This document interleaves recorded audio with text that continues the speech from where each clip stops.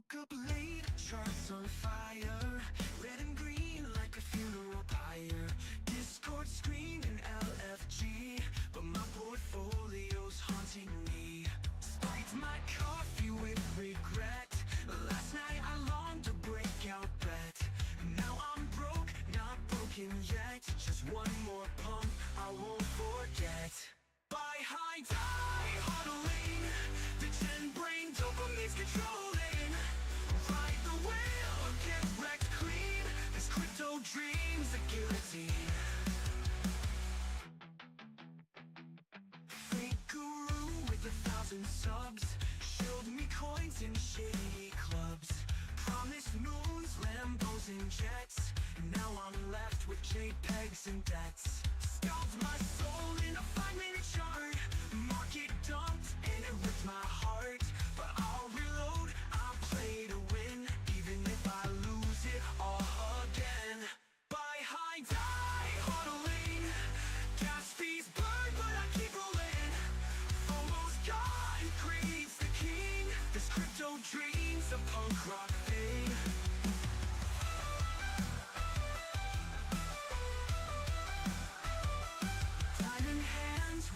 In the glass, risk it all, no brakes, full gas. Liquidation, call me sweet. Whisper welcome to defeat.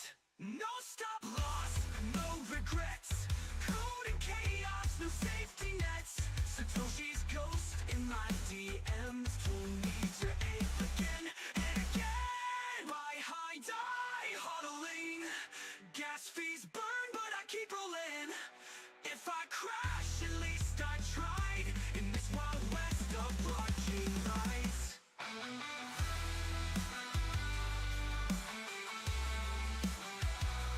I'll be trading till the lights go out. Charts are noise, but I live for the sound. One candle spike, and I'm back in town. Crypto's a fight, and I'm 10 toes down.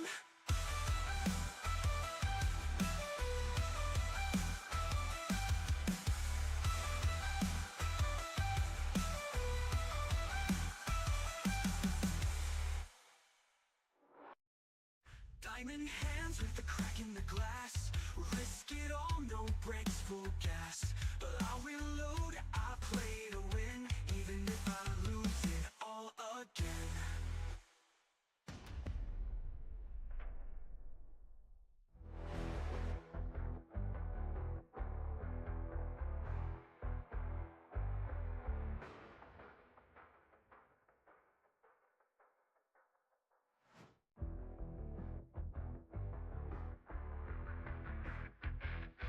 Woke up late, charts on fire, red and green like a funeral pyre.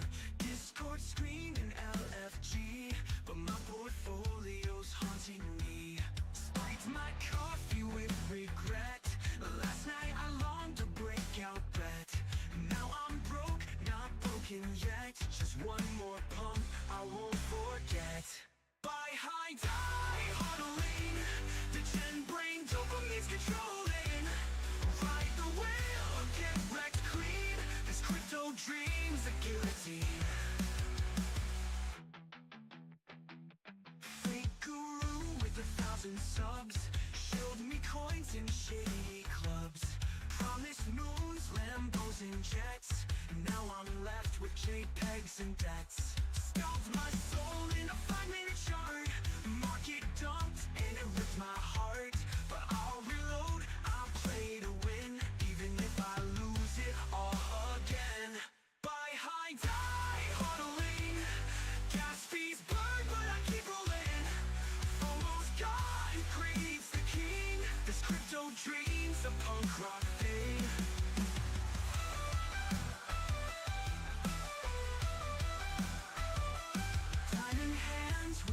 In the glass, risk it all, no brakes, full gas. Liquidation, call me sweet.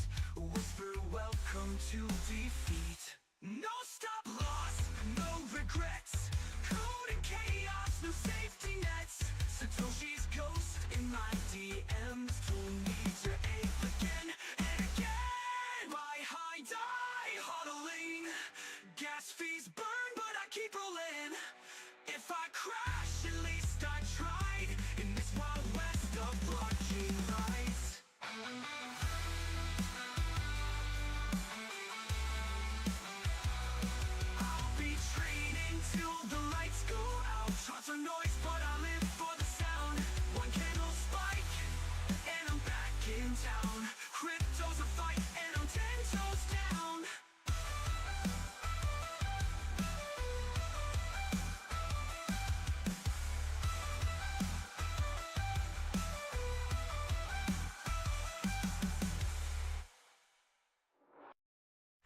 Diamond hands with the crack in the glass. Risk it all, no brakes, full gas. But I'll reload, I play to win, even if I lose it all again.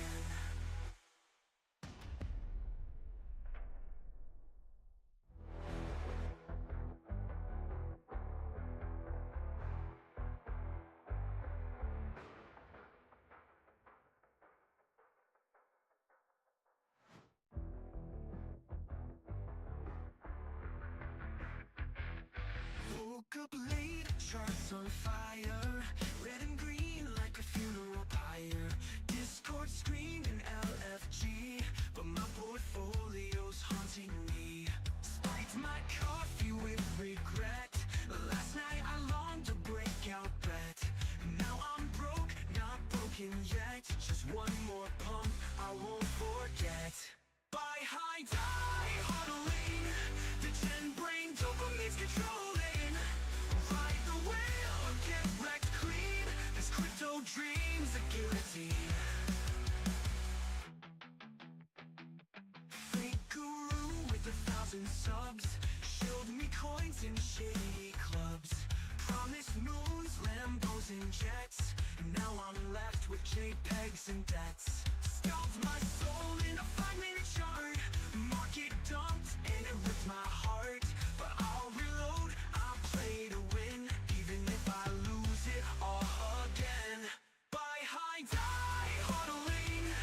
Gas fees burn, but I keep rolling. Almost God, greed's the king. This crypto dream's a punk rock thing.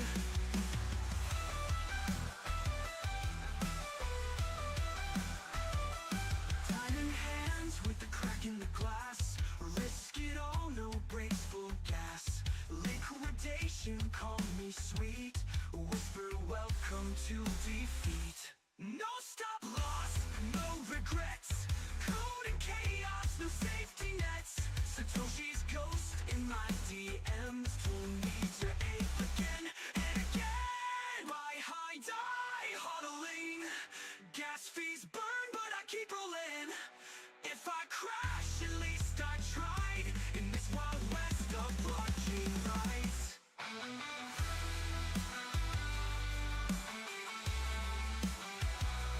I'll be trading till the lights go out. Shots of noise, but I live for the sound. One candle spike, and I'm back in town. Crypto's a fight, and I'm 10 toes down.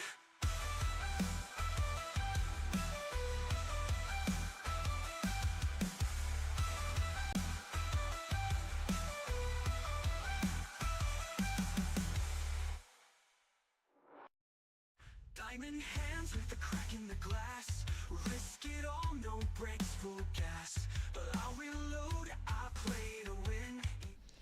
What's up, guys? Sorry for the long wait there. All right, and my computer's being all finicky. Trying to get the giveaway system running. What we got in the chat though? Let's pull that up here. We got Coma's here first. No way. We got Sterling, Uncle. We got Paul, Wayne, JT, Steamworks, Noah. What's up, man? Oh my sad. George, Sunny. What's up, man? Kingdom Capital. And fuck, man. All right, cool. All right, guys. Let's get to the charts. So, Bitcoin's so far today, after the New York sessions open, the best place so far has been the orb break. We got like an automated system that posts those as signals here.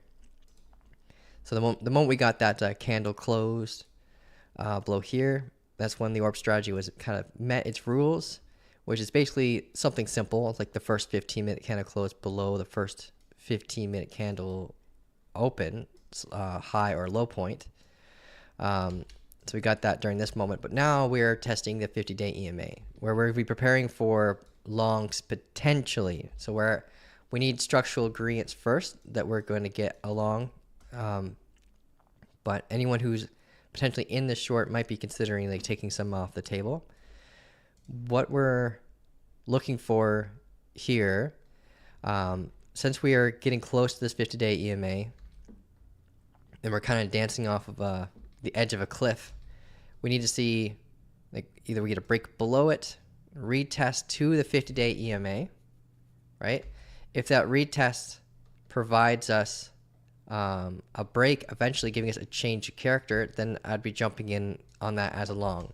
However, like, if we retest this and get the lower low, we can't just, like, yeah, we got to wait for the key level to break, because this break of structure could lead us to a more aggressive drop back down.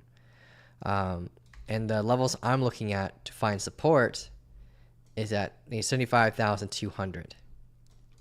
So that's what I'm kind of looking for here, is like a long here if we get the continuation, or a long here if we find structural evidence of support. And if I take the long from down here, we'll be watching the 50-day EMA and this valley area low as resistance confluence, and we could hit our head and keep continuing to go down. But again, if we find support in here, get back above the 50-day EMA, then we can extend our target to that previous valley area high and our 16-day previous point of control.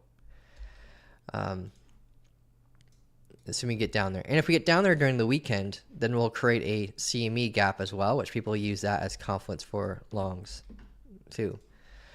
The journey along the way up, if we happen to find support here, like now rather than later, then we have to watch this point of control, not point of control, sorry, this order block along the way. It's currently close to being in line with the VWAP, but that might catch up a little bit further around the floor of the order block by the time we do get that reversal.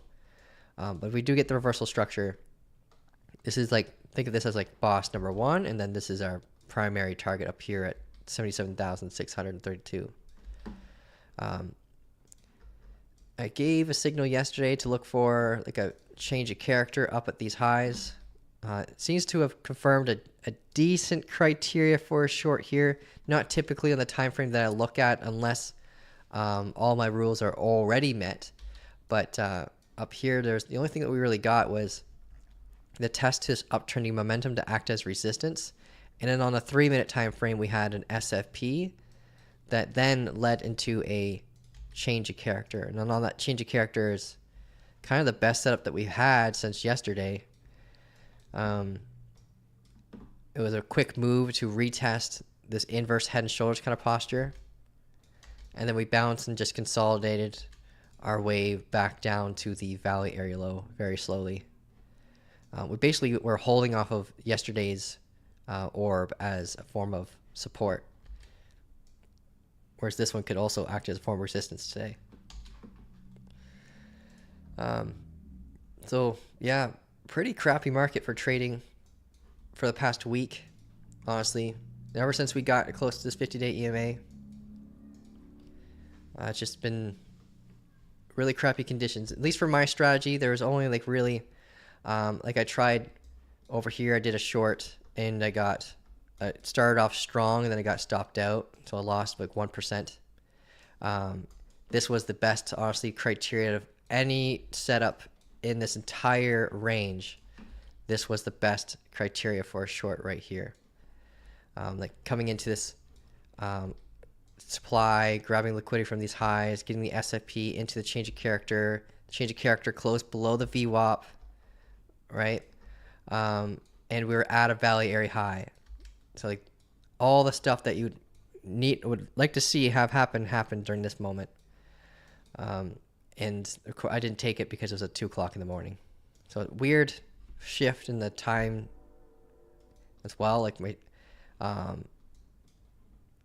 usually prefer to have my rules met when I'm awake. So here we're looking for longs. This basically upside down, kind of over here. And if we don't get it here, like I said before, 75.2 is the next best spot. That's what I'm waiting on for today. For setups, basically using previous valley area data from last time we were range bound here. Last time we were here, we kicked this range's butt, right? We did extremely well, made a lot of money, like a 1 to 6 here, and like I think this one led to, it was a little bit less than a 1 to 2, like 1 to 1.8 by the time we actually played our exit. And then here was a really good move up too. And some people held this, but I got it at a 1 to 3. But so basically we were kind of hopeful for that kind of long criteria down here, just like we had in the past. But the main thing that's different is this 50-day EMA. It's kind of messing with the playboard a little bit. So if we lose this value area and we see it act as resistance, we're basically getting acceptance to this previous area of interest, this volume node, so we can get that rotation to that value area low. We have our daily internal strong low here, and we have our anchored VWAP from this trend bound move here as well. So we have 3 to 4 forms of confluences in terms of positioning to expect a bounce when we get there. All right, so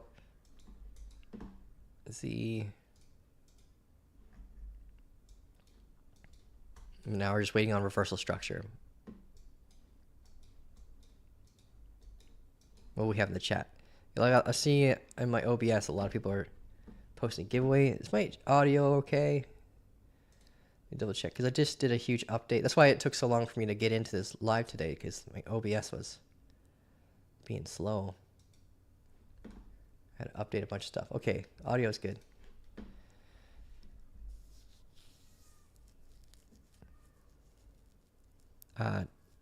Arsh, I'm a new viewer, so I don't know what to do.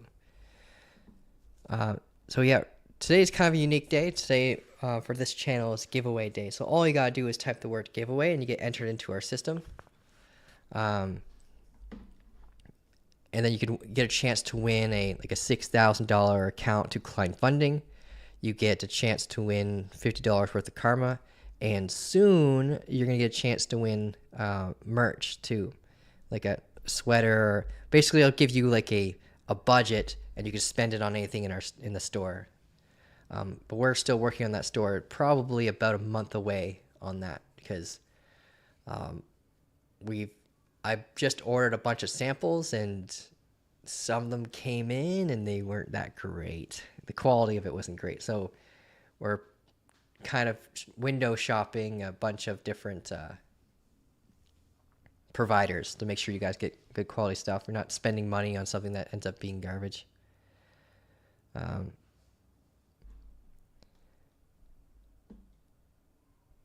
Okay.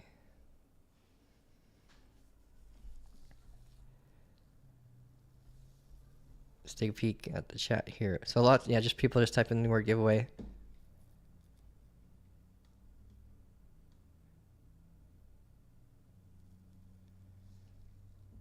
Crypto World, how you doing, man? All right, so right now we're sweeping the low from Thursday, like Thursday's low, trying to get an SFP off this valley area low. Let's see what happens here. If we get the close above the price tag of $76,680.10, then we have a considered SFP. Like sweeping this low off the valley low, but we will be below, depending on how this closes, the 50-day EMA. So it would be a tough one to trust unless this candle closes above the 50-day EMA. If we close above the 50-day EMA, then we have that confluence with this SFP that can help drive it up. We do have to watch the local POC, but we can go as far as maybe targeting the 15-minute order block that we just created by the VWAP.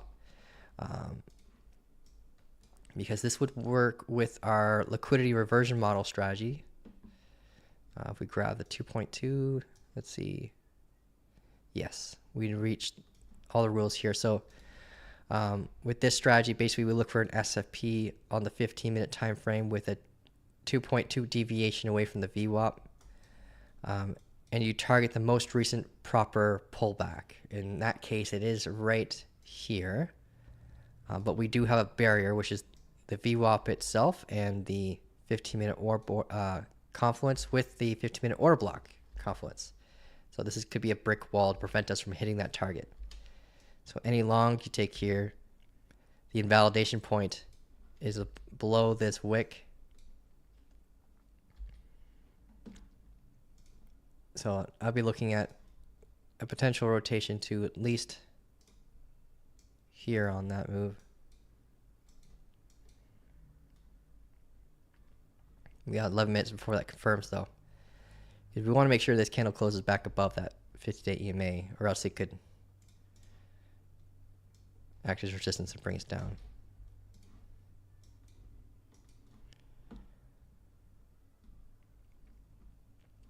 Let's see. If we go to our server, yeah, you'll see a pop up here on this. Our last four trades were losses on this. Yeah. Positioning is really good. So we combine this with positioning, and you have a better chance of winning on this strategy. And our positioning right now, like being out of value or low, is kind of perfect. We have 10 minutes left on that candle. Take a peek at the 5.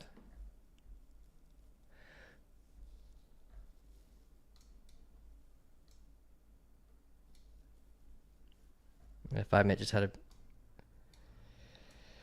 bearish change of character. We were trading eternally a lot yesterday between here and here. This is all internal to the 5-minute, and we finally broke this low. So sweeping that low, getting that 15-minute SFP confluence could provide us like a pullback before getting a continuation.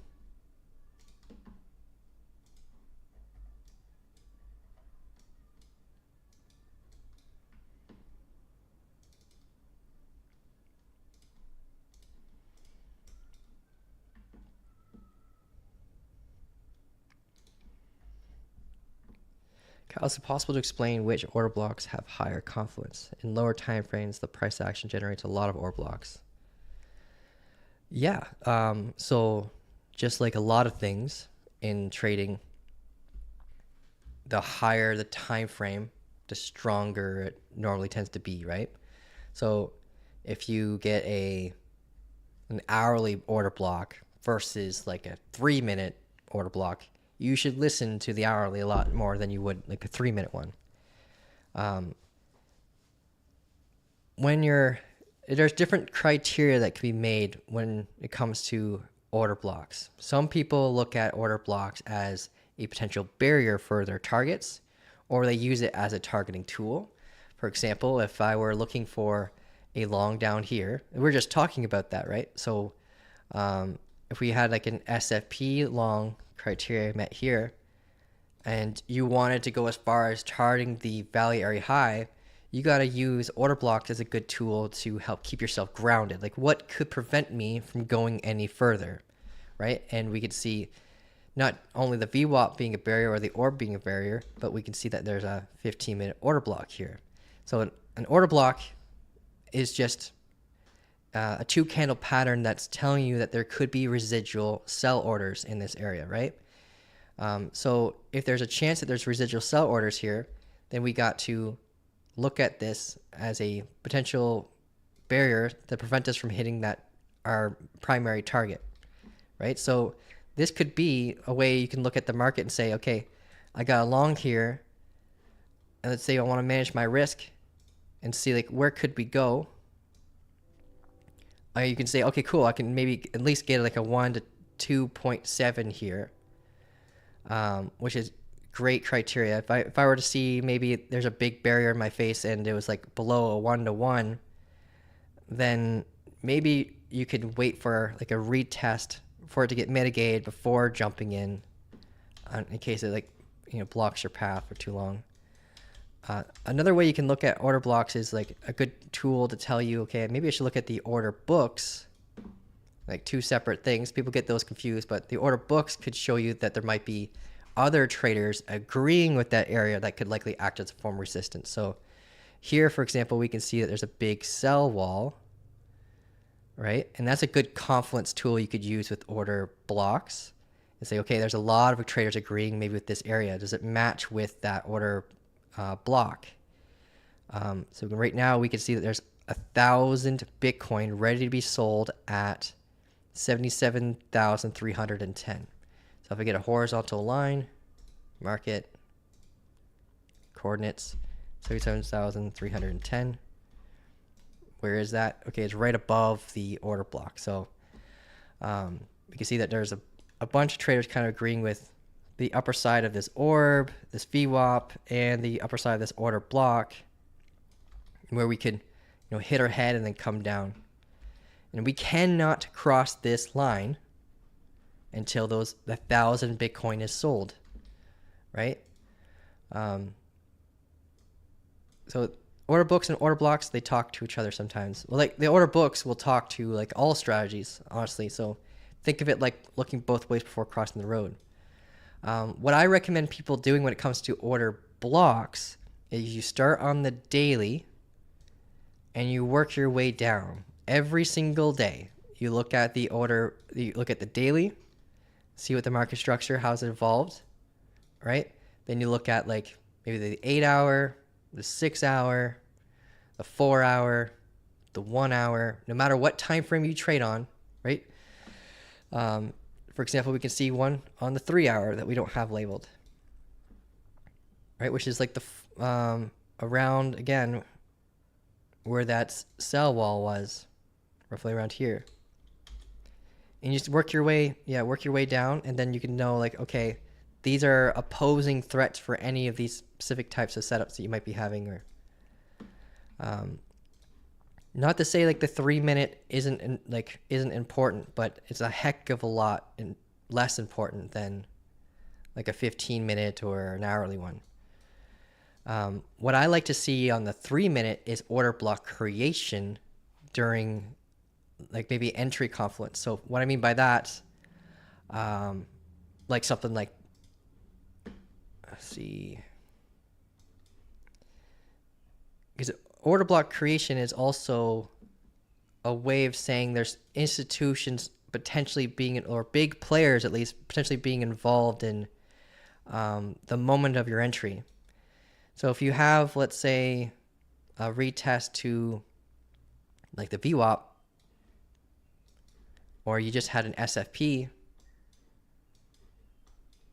like this, for example, you had an SFP, and you created like a doji, and then you have a close below it, like engulfing. Like this in itself is technically an order block, right? So if you see order block creation right after an SFP, and you're expecting like maybe we just grabbed a bunch of liquidity, then you can use that as a tool to help guide you into knowing that the order block is now potentially protecting your capital if you use like the strong high or strong low as your stop loss guard. So if you see an order block created during the moment of entry, like sometimes that's good confluence too. It's not just an opposing barrier, but also like a confluence of entry tool too. Like this, for example, we broke orb while simultaneously creating an order block, right? Warning us that there could be big players involved in this drop. So you could have entered right on that, knowing that now your position could be guarded by residual sell orders. So you can use it as a guardian tool in your trade setups, and you can also use it as a confluence of entry, and you can also use it as a barrier towards your target. I hope that helps you out. I do have a video already recorded on like teaching you guys about order blocks. I just haven't posted it yet. So I'll get that posted for you guys as soon as possible.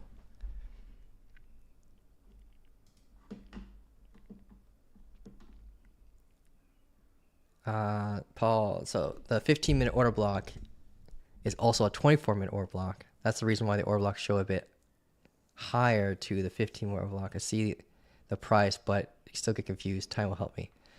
Yeah, so the time is a factor because it the lower time frames, let's say you get like a 1 minute time frame order block, it takes a heck of a lot less money to create an order block on like the 1 minute time frame versus something like on the 15 or the 30 or the hourly, right? So like think of it that way, like how much volume need to be required to create a 1 minute order block versus how much volume is need to be required to create like a 15-minute order block. And that helps define strength. And you know that a 1 minute is not going to really be a good guardian for a capital or a barrier to keep you away from. If I saw like 15 1-minute order blocks, for example, down through here, I'm not going to really feel a threat about them along the way up towards like a value area high target.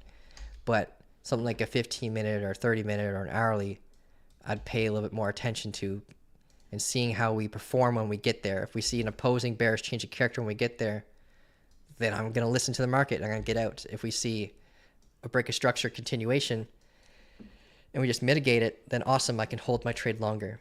But at least I know I can set an alarm at this order block's floor, right? Using like a horizontal array like this, just set an alarm saying, okay, we're at this order block. Maybe it's time to babysit my trade and see if there's reversal criteria. And that way you're not staring at your screen all day too. When we waiting for us to get there, you're only looking at the screen when it's actually important to be reactional.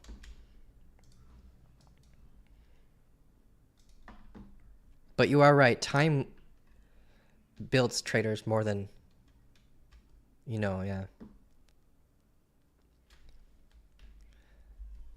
Uncle, you found that multiple time frame order blocks active at once. So that's called an order block cluster. I think that's what you're defining. So if you see, we have an order block cluster technically in front of us. Let's go to 3 minute and draw it out. So here is an order block, right? And when you're drawing your order block, you're looking at your first candle will always be the opposite color of the other one, right? So your first candle is going to be green, then the next one will be going to be red. When you're looking at a bearish order block, and if it's a bullish order block, the first one's going to be red, and the next one's going to be green. Always, always, always, right? And sometimes, especially when you have a higher time frame order block like this 3-hour one, you're going to see like lower time frame ones built inside of it internally. So there's an hourly one here, right? And then we go to the 45-minute. There's a 45-minute one there too. Oh, no, there isn't. Yes, there is. Sorry. And then we have our 15-minute one. So we have what's called like an order block cluster. And what's really important when you're looking at an order block cluster is there's three big key levels in an order block. There's the floor, there's the equilibrium point, and then there's the ceiling. And these are all the main key areas that you might see in an order block that tends to be honored as resistance more than any other point inside of an order block. And when you have a cluster, you're kind of like starting at the floor of it all, right? So you start becoming prepared to see the market flip against you the moment we get to the first floor, right? So we may want the price action to reach the value area high like most value area traders do, but it's not up to us, right? It's up to the market. And these are the opposing conditions that we have right now. And so, and normally when we start seeing a bunch of stuff start to stack against us, like we know that there's a sell wall here of 1,000 Bitcoin. Now we know that there's a 3-hour and a 15-minute and a 45-minute and an hourly order block in here and a VWAP, right? And most of those confluences converge right here at this moment, right? We have all the order blocks and confluences met during this moment. We have the VWAP confluence met during this moment. So confluences is what helps you stack weight of areas of importance. So now that we've stacked all that weight into a single spot, and we're aware of the fact that there's like 4 different order blocks, this one tiny little spot right here is the strongest point in all of those areas. So if we break through this, then awesome, but this is the big key moment that we're going to have to watch. I hope that helps. And this could help you, like, tell you to get out of existing long trades. This could help you prepared to get into new shorts, right? It's all about stacking those confluences, but you should always, always, always wait for structural agreements when we get to those confluences. Like, don't just ape in a short when we get there. You know, look for an opposing reaction. Like, maybe it be another doji, right? And then an engulfing candle. Maybe that's your entry criteria. Or maybe it's a bearish change of character, right? Or maybe it's a descending double top, right? Whatever you've back tested to help you get the win rate that you need when we get to an area of high confluence. I hope that helps, but that's how you should be viewing the market. And like, I don't suggest like adding like 500 indicators either to find out these kind of key levels. It's good. It's healthy to just pick a bunch that you know that work, maybe 3, and then finding out the statistical odds of them. Like, how often does this act as resistance? How often does this act as support? And then backtest, like, what kind of structural criteria should you look for when you reach those areas of confluence? Like, for example, like we just created this order block, this VWAP indicator to help us look for very, very specific types of confluences that give us buys and sell signals. And you can use, and if you can backtest it, then you know, like, how often does this work, right? And, oh, my bad. I haven't published the script yet. Right? You can have like a 72% win rate. And knowing those statistical odds is like really, really helpful too for your mindset and your ability to hold trades and your it keeps the emotions out of trading too. But anyways, guys, we got that SFP. We got it as a doji, and it closed below the it closed below the EMA. So kind of the exact thing that we didn't want to have happen. So you got the SFP criteria. So you can wait. I personally wouldn't be jumping in on this. But yeah, we can wait for a close above the EMA and hope for the rotation up. But personally, I'd be looking for, I'm looking for a change of character around here anyways. We're awfully close to a bunch of liquidity that's at 76,500. So if we grab that, then that could be used as a conduit for a reversal.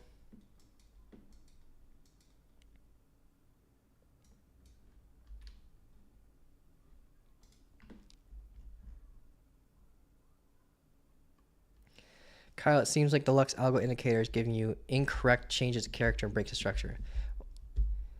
Posted an example on this in Alex Creepy Toes Discord.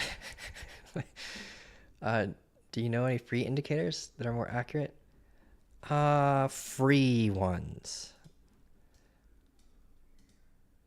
So it's good that you know that it's inaccurate, right? So you can, use it as a gauge to find out, okay, maybe I could find something.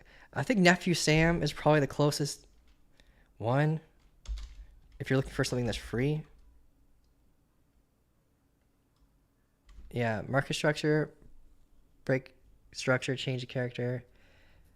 Nephew Sam's maybe. But man, there isn't really a good free one out there. The best one I've ever seen ever in my trading career is 11X's. But it's the furthest thing away from free, unfortunately.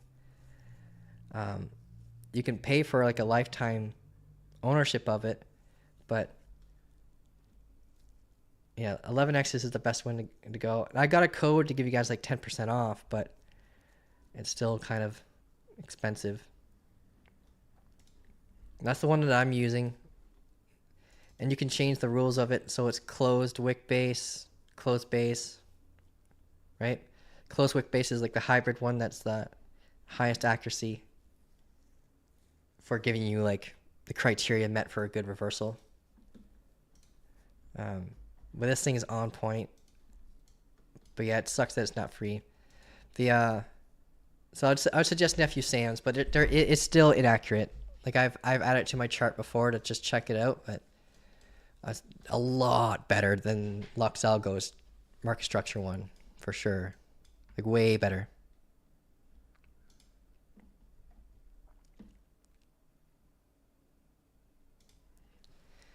That kid still hasn't shown up to cut your grass.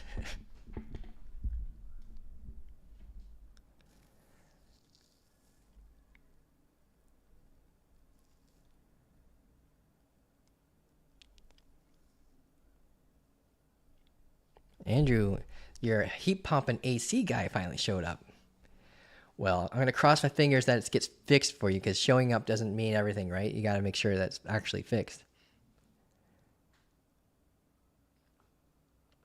They might need a part and then leave and never come back. That's just how it works around here.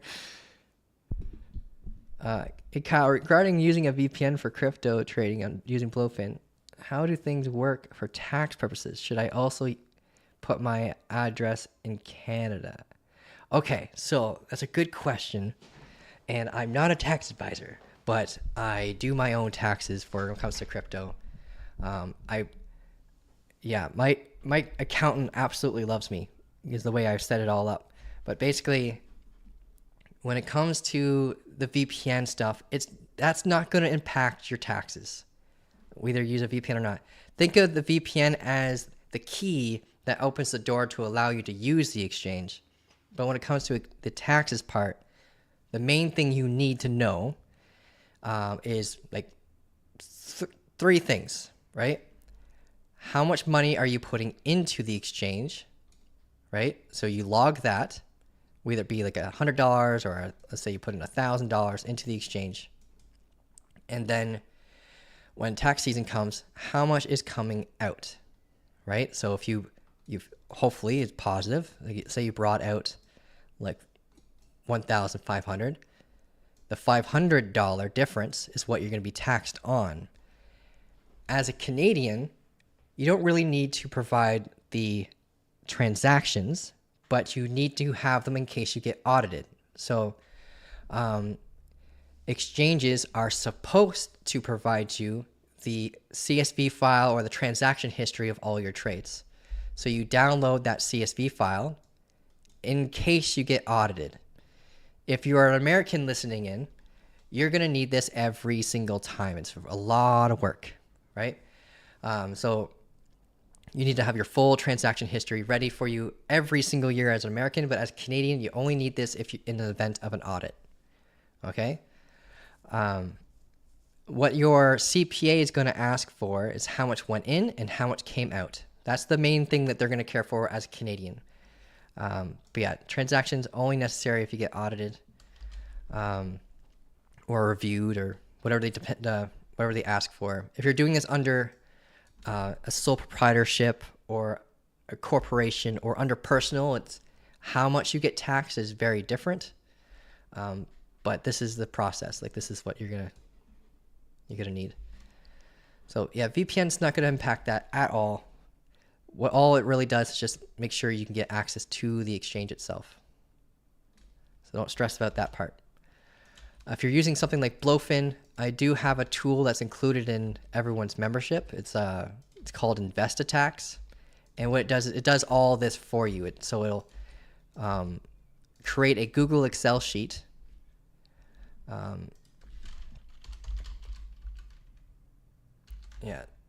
create a Google Excel sheet of your transaction history, your win rates, how much you're going to be taxed based on your region. But the downside is it only works on Bluefin right now. I'll give you guys the exact link for that in a moment. I'm drawing a blank on what the exact URL is. If you guys want to have it added to other exchanges, let me know. I'm thinking about adding it to BitNext too.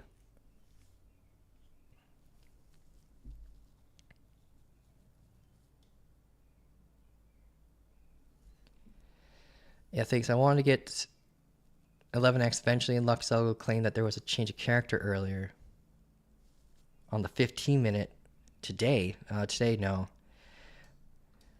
So it gets confused between what's a break of structure and what's a change of character all the time. So it might be looking at this as a change of character when really it's just an internal break of structure.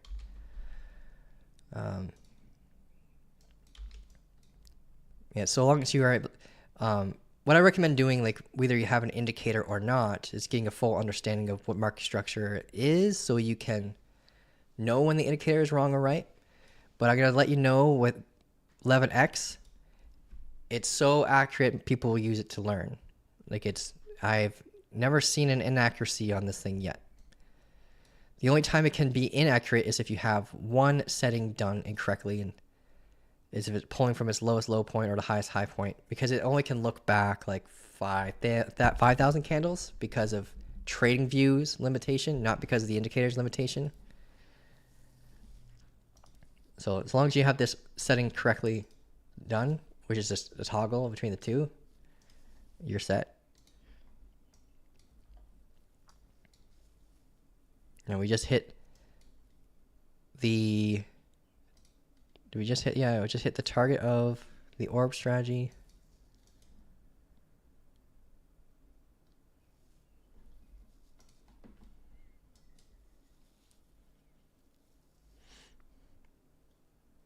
And just double swept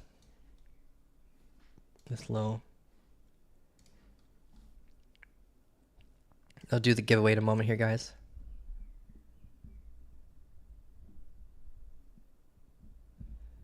Dude, thank you so much. Anything else to keep in mind? Yes. When you're using an exchange that they might regulate KYC on, it's very important that when you create your account initially for the first time, that you have your VPN turned on during that moment, because they will look at what's called an origin IP. What's the very first IP address when they create the account? They are slow to boot people out who have a proper origin IP. For example, if you got like, there's some people will get a Palu ID because it's so easy to get. It's like basically like an ID for Mexico. So if you wanted to use Mexico as your area for your VPN, getting a Palu ID is helpful, because then you can submit that ID when the KYC is enforced. And if they have Mexico seeing in your origin IP, then they know that you're actually a part of Mexico. But yeah, if they see like, okay, this guy created an account in the US and then all of a sudden he's in Australia all the time, they might flag that. But one thing that is important for you to know, and to keep yourself a little bit more at ease about everything, is 95% of the time, and I don't want to say 100% of the time because it's happened to me recently, if you had create an account with somewhere and they decide to say, okay, KYC is enforced, they will allow you to withdraw your funds, right? They'll allow you to withdraw your funds out, whether they accept your KYC or not, right? But sometimes they will ask for KYC to allow you to withdraw them, whether they will, accept or deny. Like MEXC is a good example. They're enforcing KYC now because of regulations in their area. And they're going to require KYC for you to be able to withdraw. Whether they say, and the KYC, if it's denied, then it just means, hey, you can't use our services, like the trading and services, but you can withdraw your funds, kind of thing.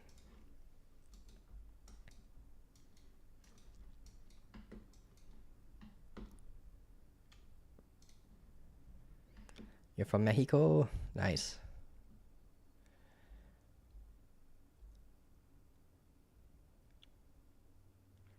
Can we check INJ? Yeah, we can do that. Usage 11x is trading on easy mode. It definitely turns on the lazy button for sure. There's some indicators out there that just make things way easier. You don't have, like, for example, I've been drawing these order blocks. When I have an indicator on my screen that does it all for me, right? Like, I don't need to draw them, but I like drawing them for you guys, so you can kind of, it helps you learn how to identify them. But yeah, you can have everything on lazy mode. It does sometimes make things a little bit noisy, but so long as you know what the noise means, and you're set. a great order block indicator that I recommend, the one that I built, we got, just look up multi-time frame order blocks with confluence. And you'll see it pop up there from InvestiShare. That one's free, as hyper accurate. There's one bug with it though, where I'm trying to get it to identify fair value gap confluence.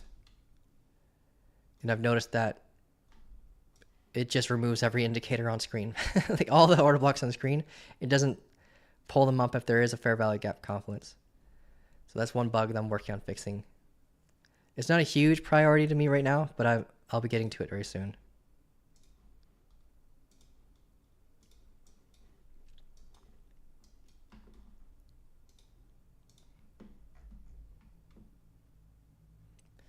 Have I done any videos on 11x?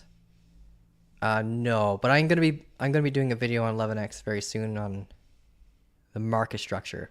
So I'll be doing a lesson on market structure first in that video, and then at the end of the video I'll show, okay, this is an indicator that you could, I'll basically be grading like maybe 3 indicators, and 11x will be number 1, and show you how to use the indicator.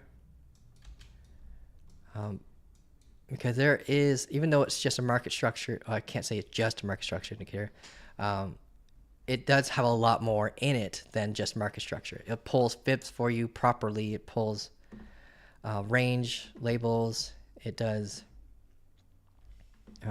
internal market structure and external market structure. All that fun stuff. It also understands the difference between an inside bar pullback and a proper pullback, which I've never seen before in an indicator as well. So it could exclude inside bar pulls, which is pretty intense. In some scenarios that's important, others it's not so much, but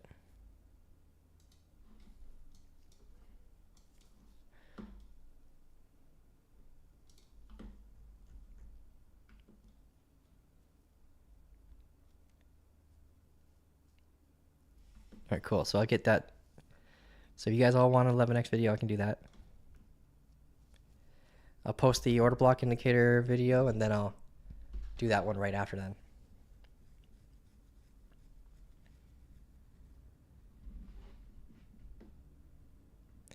INJ. So look at Jeff Ma's request for INJ really quick. In the SFP, we had a double sweep on the SFP. It's not one that I'm really fully trusting, but yeah, right now we're fighting against the point of control. See if we come back down from here, or if we're going to continue up and hit that order block that we were just talking about. Let's pull up INJ really quick, and then we'll do the giveaway for you guys. Last time I looked at INJ was 2 days ago. What were we talking about? It looks like we were talking about the possibility of hitting our head off of this order block here, and then sweeping this low that we marked here. And we expected maybe the bounce based on time to be around here, but ended up being right around here. That was with the confluence of sweeping that low and the uptrending momentum. So congrats to anyone if that helped them with their setups. We'll delete this now. When we came up here and hit our head, we got like a bearish flip or a descending double top, but we found support off of this 200-day EMA. So it was very short-lived. And then we had an opposing bullish change of character. So if you took this bearish flip trade, you probably would have gotten at a break even when you have those opposing confluences. Like that's a bullish change of character here. So we can delete this now. We can delete this. We can add this here. So this is like a order block with fair value gap confluence. It's in the 15-minute. Another descending double top, but we also got the change of character right here. This is a good moment to teach you about Fibonacci, and I'll show you why in a moment. I'm just going to add this here.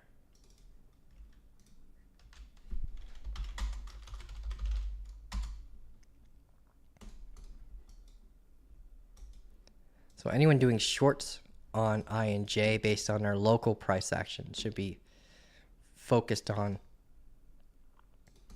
the 200-day EMA, this demand zone, and order block posing confluence. So right here is the moment where you prepare for a bounce.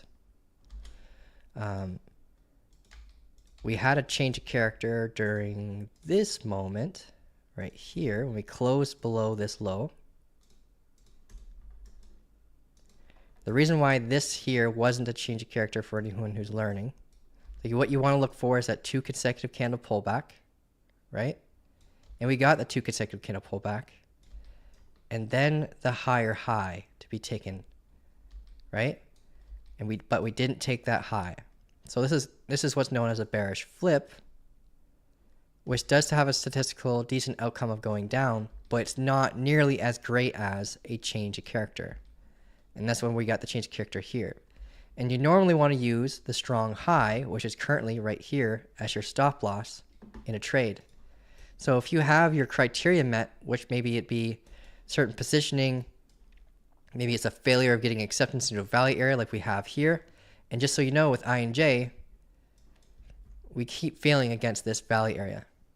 This value area was a 23-day range back here that we used as resistance, right?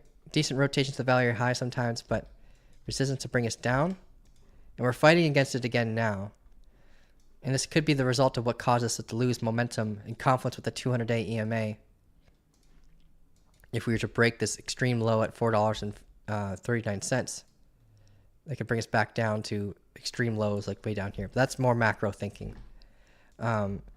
Short term, I'll just let you know that we're at a big key area of interest. So if we have a lower time frame opposing change of character here, it'll come with good confluence. So we got the strong high, and we want to monitor and be careful about the opposing confluences that we have down here. And based on our strong high and our entry criteria, this R&R is absolutely garbage, right? So because we got the bearish change of character, we can start using fibs from the high to the low. When we're bearish, it's high to low. When we're bullish, it's low to high. And since we are triggered being bearish during this moment, but the R&R is terrible, once we find an established floor, we can look at a golden pocket entry, right? And this is when you'd go into a lower time frame, like the 3-minute time frame, to look for an opposing bearish change of character, right? So if you get one right at your golden pocket, you would use the external 15-minute strong high as your stop loss for the higher probability entry, but you get like way better R&R to the same target, right? Different entry, same target, but you don't always get those pullbacks, unfortunately, right? So we'll see if we establish a floor here, and it's really possible that we do because we have demand right here. We have an order block right here that we just mitigated. So that could be what induces a move up to give us that criteria that we need for a retest to the potential golden pocket. We don't know that this is the established low yet. But right now, if it is the established low, then we have a previous point of control confluence here too. So that's what I recommend right now with INJ is just be a little bit cautious. And because we did just flip bearish in the 15-minute while kind of failing to get that proper rotation to the value area high. So if we get that, we could see a move back down to here where I'm expecting a bounce.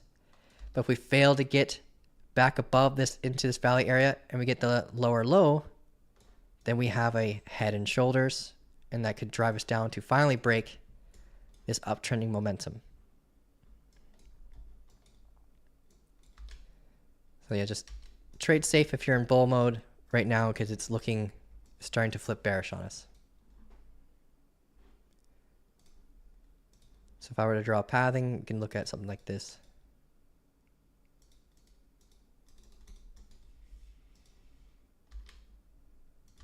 I hope that helps you out. That's INJ. Ooh, harsh rejection off that POC.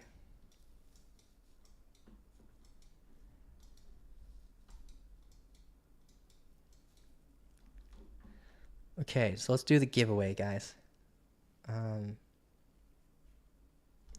Change in state of delivery. Did I just see that? 4-hour bearish change in state of delivery happened at 77,120. Feels like we're preparing for Monday sweep lows at 76K. Yeah.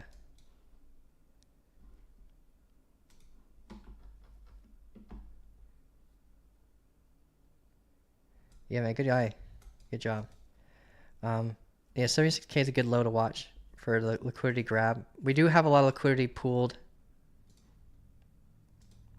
around here at 75.8. So we'll see if what is a good spot to watch for that sweep.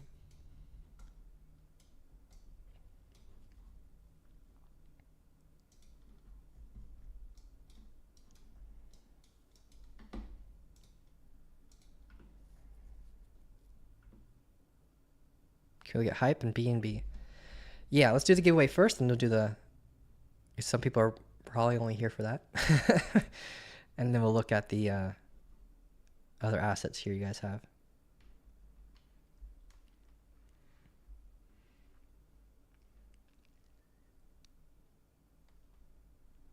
Thanks, Sunny.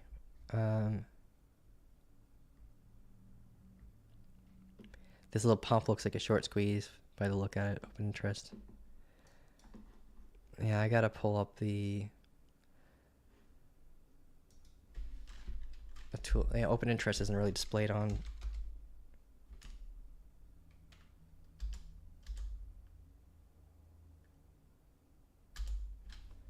Yeah, I need to get the CVD and stuff pulled up. I'm thinking about using Legends for that. I'm also on the fence of using I can't remember the name of it. It starts with a T.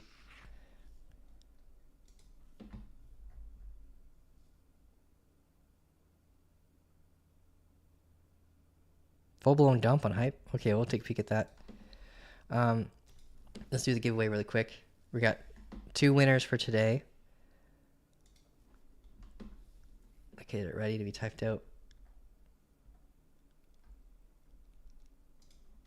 All right, first winner.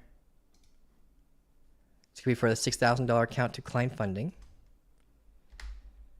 and that will be Ace Snipe.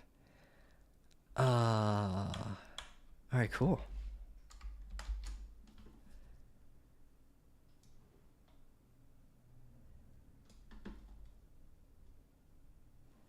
Not sure if I should do that though. That's my brother. So I guess, yeah, I think that's okay. Maybe I'll talk to Klein funding, maybe doing another one. Yeah, some people might see that as bias. So Ace Snipe.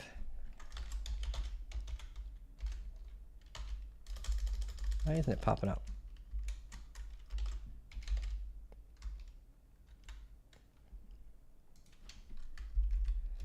And then we have another giveaway for $50 worth of karma.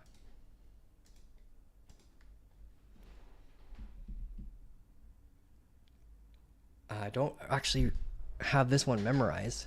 It's just a handle, right? So we got 2 members won today. Yeah, last time it was only YouTube commenters. We got 2 member wins today. Aya Piri. Let's see if I recognize your nickname on your handle here.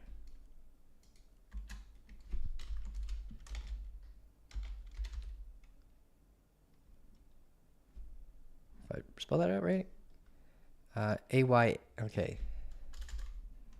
A-Y-A-H-P-E-R.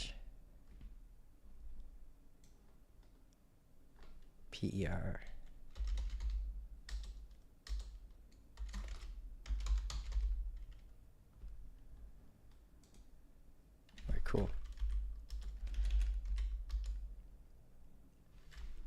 Congrats, guys. All right, cool.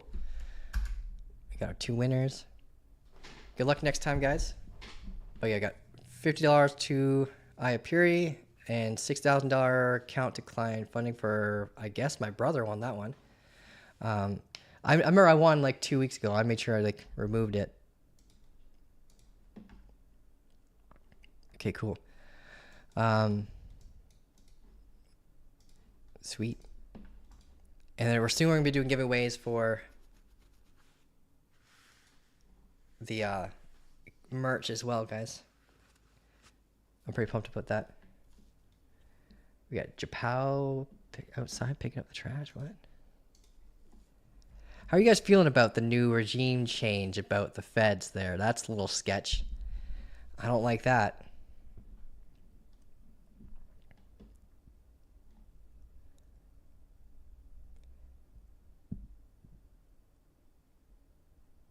Should we be on the email we paid for investors share with this? How do you know we're members? Without getting into too much of the security details, when someone pays for a subscription with Investor Share, we use Teachable's APIs. So with the Teachable API, it then connects to your Discord account when you go over to here, investorshare.com/Discord. This is where you go after you become a member, right?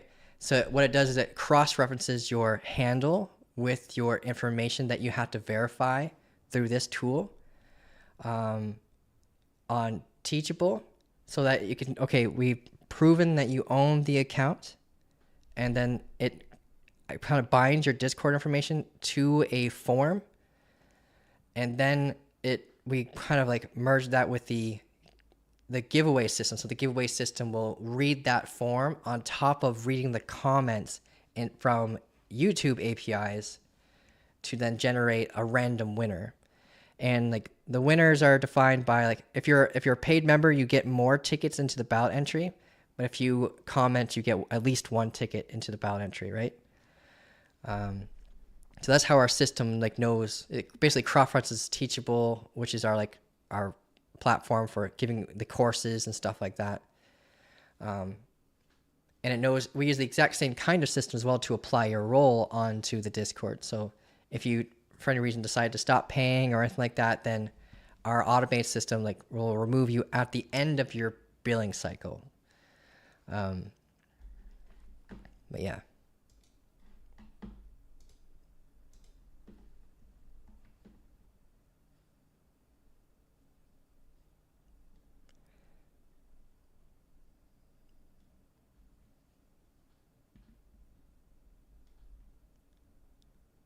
So we just use the email we use for Discord. No, the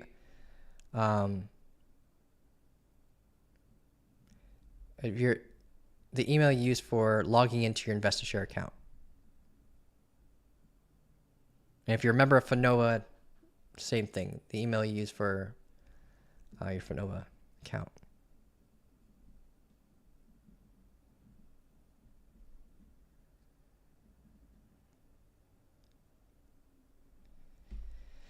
Powell stays as Master Yoda looking after Warsh until he is fully qualified or something. Okay, so he's just like an overseer for a little bit.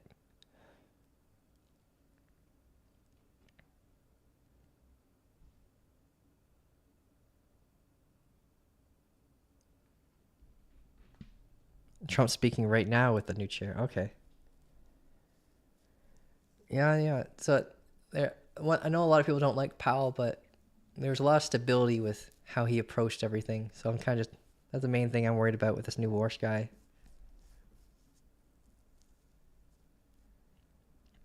any big change like that, you should be nervous about.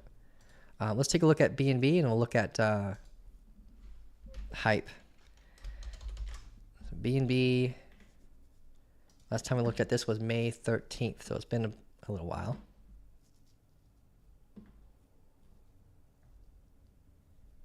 We had a few key levels drawn last time we looked at it.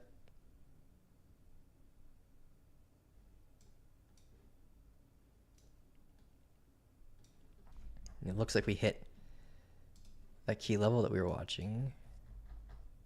Oh, okay, it was supply.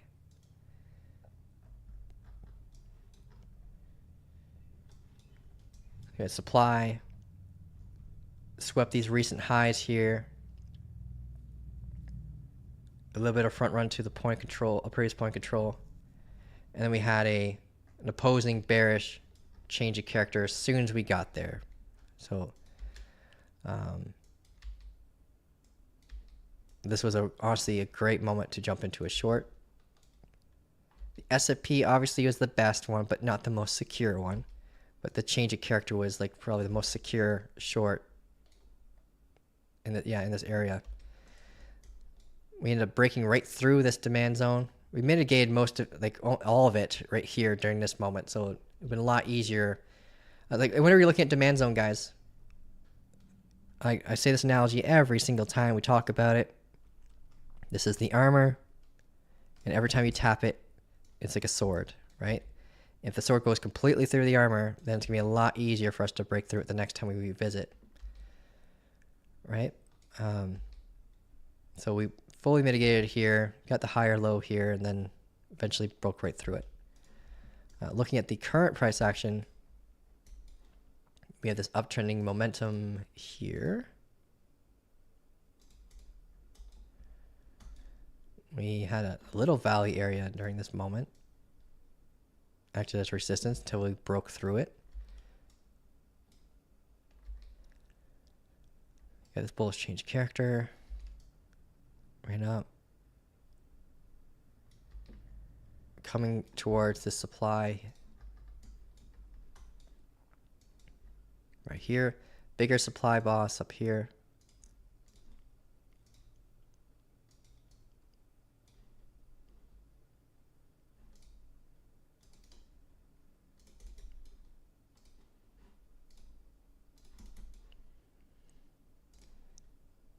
This is still notable.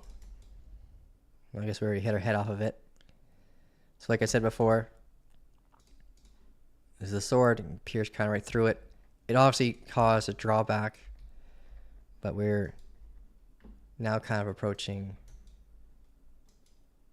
the point of control of this little range.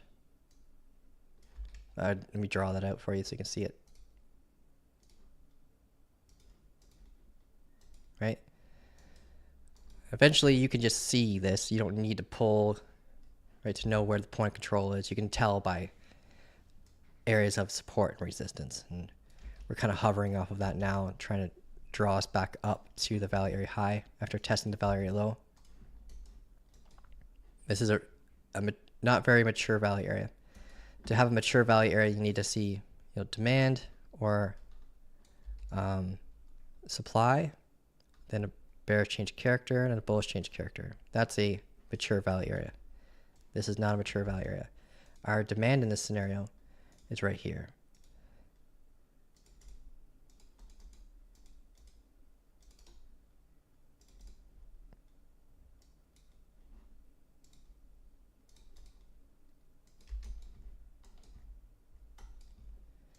Right?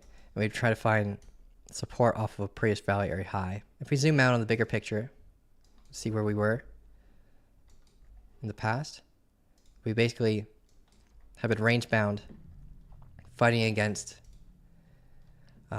we have this supply here that we just tapped our head off and bring us back down, right? We broke momentum at the value area low, came up, and same area, we hit our head off it again, we lost momentum, ascending momentum, and all we're kind of lacking is, for a strong continuation down, is acceptance inside this value area, like proper acceptance.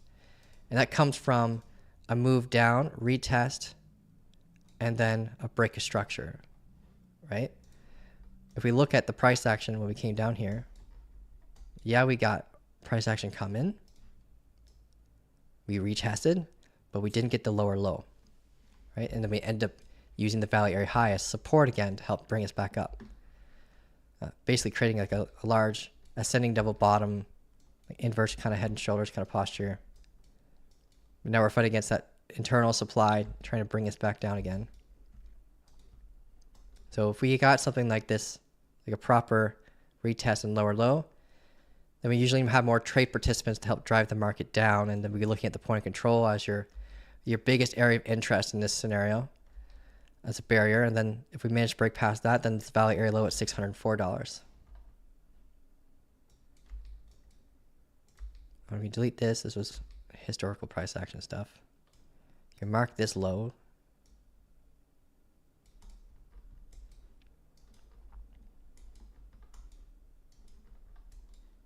We're on the 3 hour right now.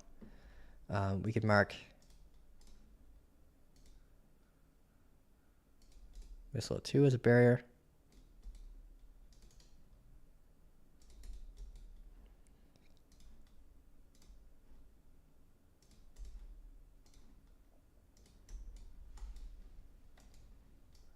All right, so if this is a small supply, but if it's strong enough to induce the reversal and we end up getting that change of character to bring us down, then this is going to be your areas you're going to be babysitting a little bit, like here, and then lastly here.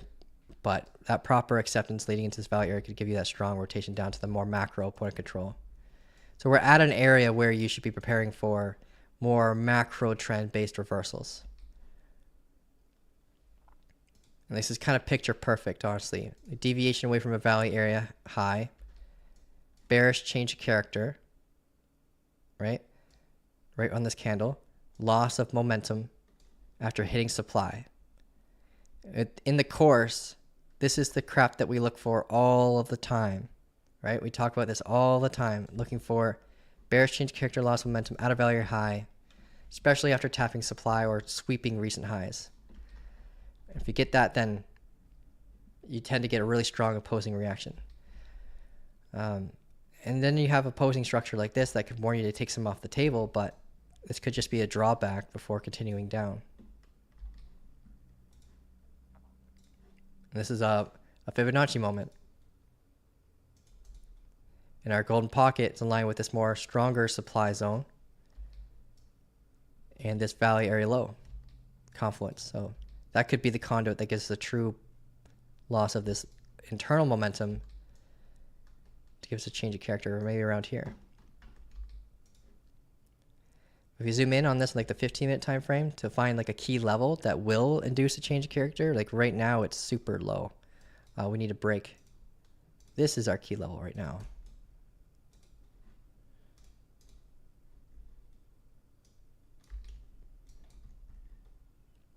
So if you want picture perfect conditions, if your rules are applied based on how we perform against Fibonacci, then you need to wait a little longer before we get up here for a change of character.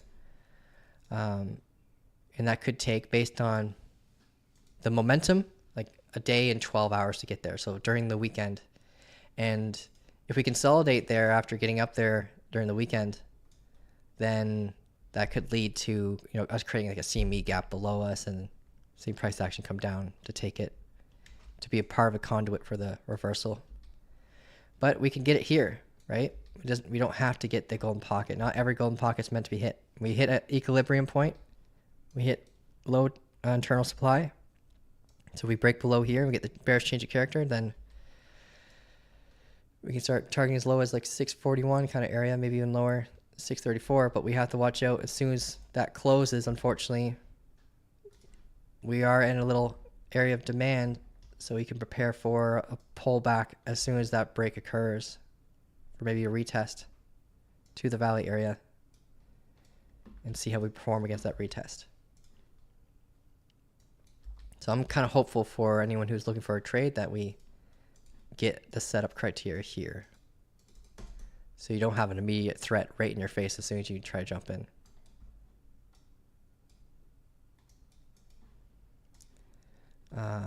Bitcoin trying to bottom out on the value area.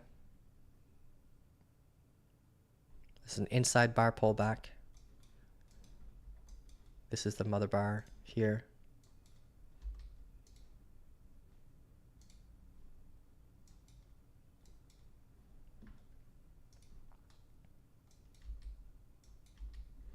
Looking at HYPE now.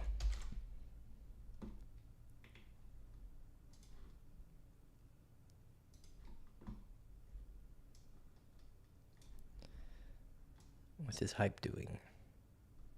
I did a really good run. Okay. So we got acceptance into a previous value area. We got a break of structure leading into it, and then a break of structure when we got in for acceptance. It's been a while since we looked at this thing. But immediate run up. Oh man, okay. That was a small value area low. Are we in price discovery?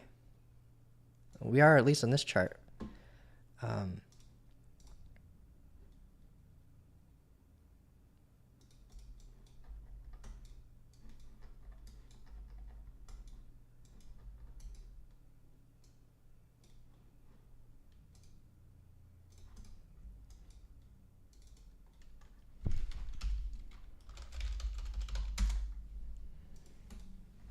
Just labeling the previous all-time high here.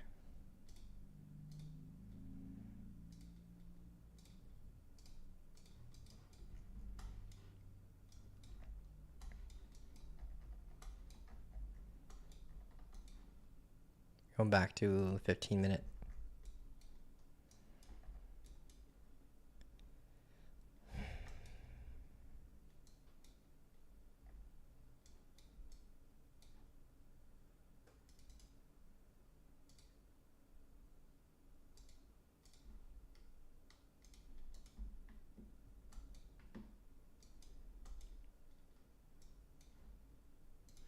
So we're consolidating at the value high. This is our demand zone right here. Been using it as support so far. We should mark our wick level low. But yeah, we're at an area where if this is the, I think this is the full historical chart. We're looking at it on the Bybit chart. So you might get more history on something like the Binance chart. But Bybit has a lot of liquidity. So yeah, you can anticipate that 100% of holders, almost 100% of holders are holding at a profit right now, right? And our move up was pretty darn aggressive. We do have some moments of stability, which is nice. So we can actually find some support along the way down. It won't be just be a free-for-all down. But yeah, for now, we could prepare for like this area right here where we have this dotted line. This is a key level for both sweeps for a return back up. But if we get a body close below here, then we have a proper, like, this will be like a break of structure that can bring us down. Unless we take out this high, then this will become like a change of character. So we need to take out this extreme high first to define this level as a change of character level. But until then, it's just going to be just another break of structure, descending double top, failure to create a higher high. We have this internal, right here, there's an internal bearish change of character that did really well to help bring us down. So this was a good conduit for an entry. These kind of moves are, yeah, when you're in a high area like this, yeah, you can get really excited to prepare for shorts, but the main structural criteria for a short here, in my opinion, would be this doji, then engulfing candle, right?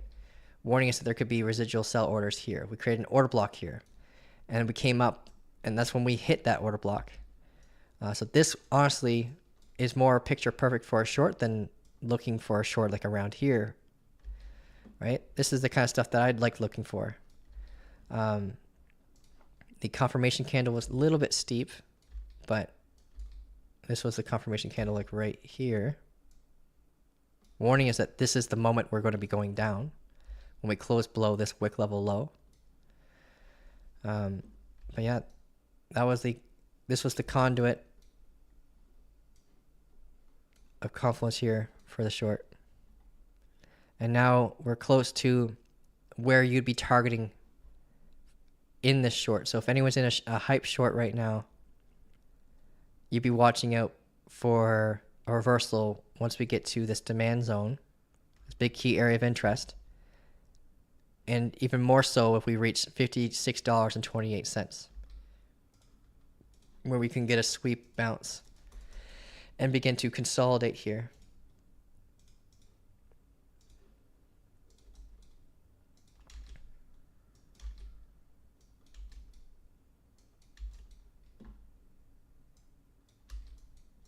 All right, cool. But that is it for hype, honestly. If we lose this demand zone and we have it act as resistance, then look out. We have some demand here, of course, and a little guy right here. You should mark them all, honestly. Like if you're playing for a macro short right here, because this is a moment where you could do that, then you should be looking at areas where you can set alarms that can warn you of opposing reactions. So like a bullish change of character here, then maybe take some off the table. Bullish change of character here, you might not need to, because you might have supply around here by then, and that could act as a guardian for your capital for continuation down, right? But yeah, if you have an opposing reaction that's close to your entry, then listen to it. But if you have an opposing reaction that's really far away from your entry, then you might not need to listen to it if you have new guardians for your capital. But the big target for any major crashes from here would be around like $50. These previous highs, this demand zone, psychological level.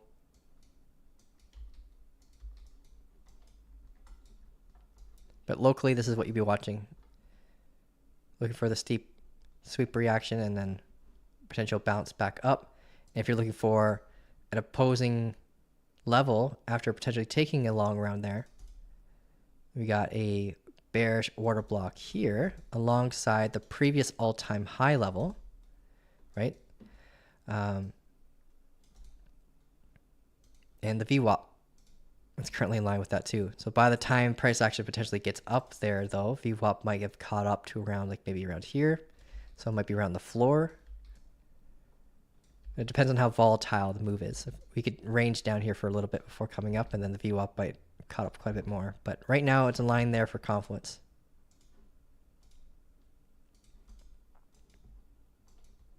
I hope that helps you out. But that's how I'm viewing hype right now based on its current positioning. It's an insanely good macro level, but it's been a while since we tested up here, so I'm expecting a harsh rejection.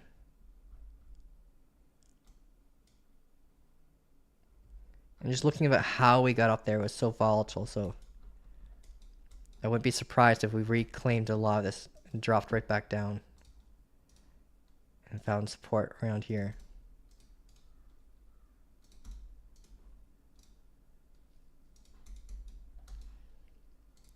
And then you can prepare for really good longs around here again.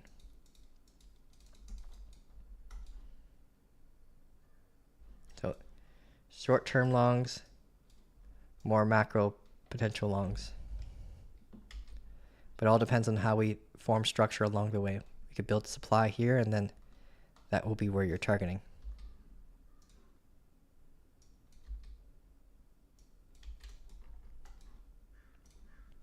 You guys have access to this hype chart. Just got to type in exclamation point charts inside the Discord server.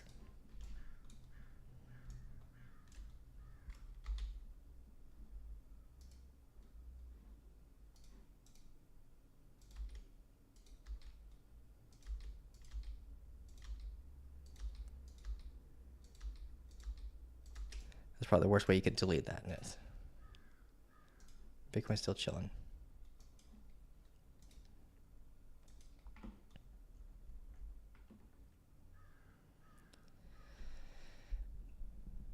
Should expect some relief on it though, with no potential for entry. I hear ya. You came to ask about BNB and just saw you analyzing it. Yeah. How you doing, man? Change bad, grr.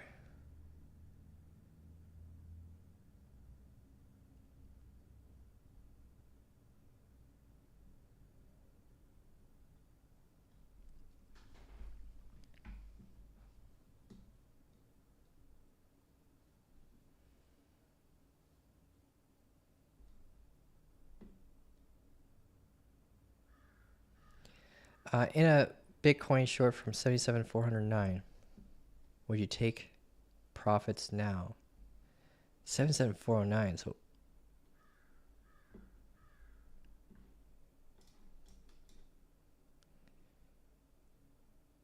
now I would be taking at least some off the table. Yeah, we're at an area of confluence for longs, but we don't have structural agreements yet. The downside is, in order for us to get structural agreements, we're like, I'd like to see, for me to want to jump into a long at least, I want to see a bullish change of character around this area. And we might just get a flip and come back up. We're at a 50-day EMA. We're at a value area low. We just tapped into liquidity. We had an SFP. So we have some positioning and structural rules for a potential long, but just not the ones that I use for our long. But yeah, man, I'd take some off the table.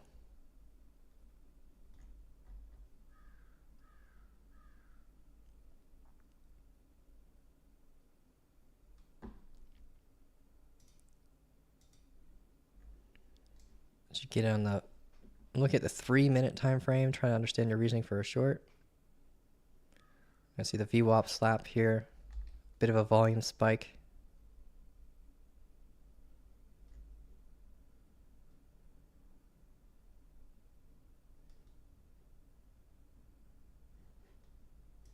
A bearish change character.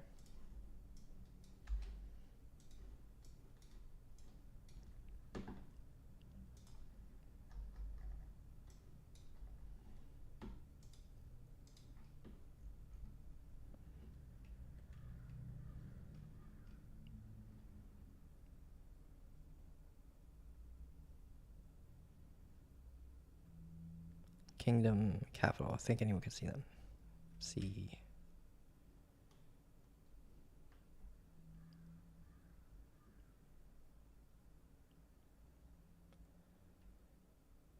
Do we have to be members to access charts? Nope, you don't have to be a member. You just go into the welcome chat. Exclamation point charts. Then you get a DM. And all my chart links are there.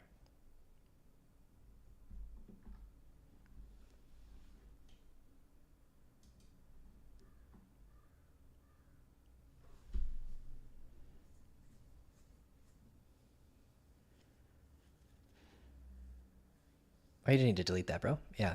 But yeah, everyone's got access to the charts. So a chart doesn't make a good trader, unfortunately. But it does help a lot if you're looking at, some people use it as Kyle confluence. Like, what is Kyle looking at?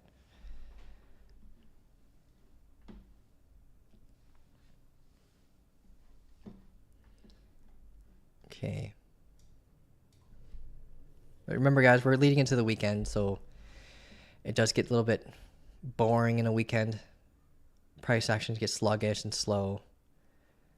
Sometimes you have those decent illiquid moves where we have like a fast drop or fast pump or something like that.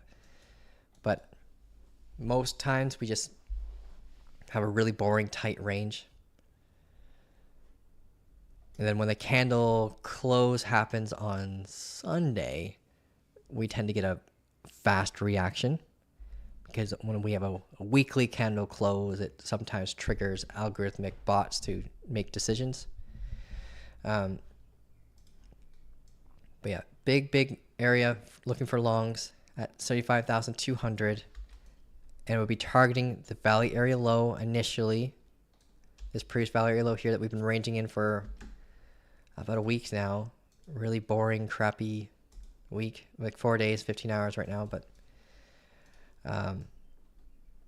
you're looking for a rejection here and hopes for continuation when we're jumping in that long. But I'll be jumping in with this target in mind, 76,600 area. Locally right now, we are in an area where we can prepare for longs, but I want to see a bullish change of character here in order for me to at least lead a bunch of other people into a trade, like doing a signal. The orb strategy was decent today. Got the orb break, led to our 1 to 2, and that's kind of the end of it. If we end up getting a rotation back up here, then I'll be looking for shorts up here again at 77,600 area. Same thing. Bearish change character, similar to this. Placed around here. Looking for shorts here. Anyone who takes longs from here, including myself, if I find a long around here that I trust, then we have to babysit around this 15-minute order block. Sell wall, VWAP, 3-hour order block, like kind of cluster. All kind of right above this 15-minute order block is where it all kind of converges for a strong level of resistance.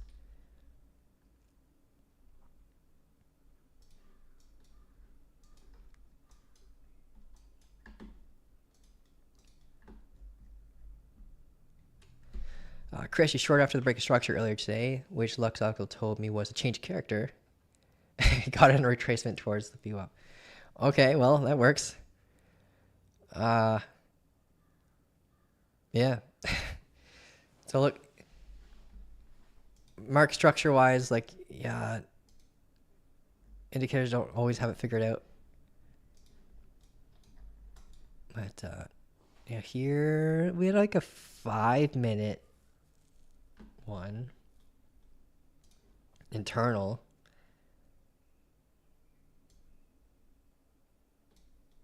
Right, that was all right. I guess this is the confirming candle here. But, you know, jumping in right before market open is always a little sketch too sometimes. Well, New York market open, I mean, because New York market open likes to go after freshly added liquidity before going the direction they want to go. They didn't really do that today. Today, they just kept going towards where most of the pooled liquidity is. They just went in like continuation, right? So nothing whipsaw-y like they like to do. Like, if you guys ever heard of the Judas swing, it's like a concept where we'll have our first candle open, right? You'll see an inducement of liquidity somewhere, right? So in this case, this break of structure would be inducement of liquidity above here. And then we take it, and then we go our direction. I think that's kind of like a Judas swing concept. Not usually something that I trade, but something I just am aware of, especially when we're in the middle of nowhere, right? We're in the middle of a valley area like that. You typically want to be looking for shorts up here and longs down here at the valley area low or at the valley area high. And anything you do in between is very scalpy type behavior, like super in and out, higher risk. And this is all lower risk, but tends to be longer term holds. When I say longer term, I'm saying like maybe a day or two, right? Maybe only 6 hours, depends on the volume. Maybe only an hour, but yeah, you're jumping in, holding on to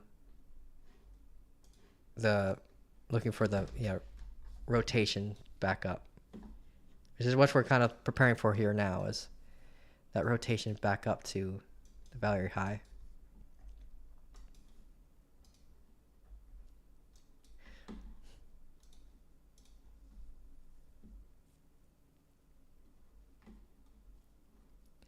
Kyle, will the 5-minute candle close above 77.9 be considered for you as a structural change for long?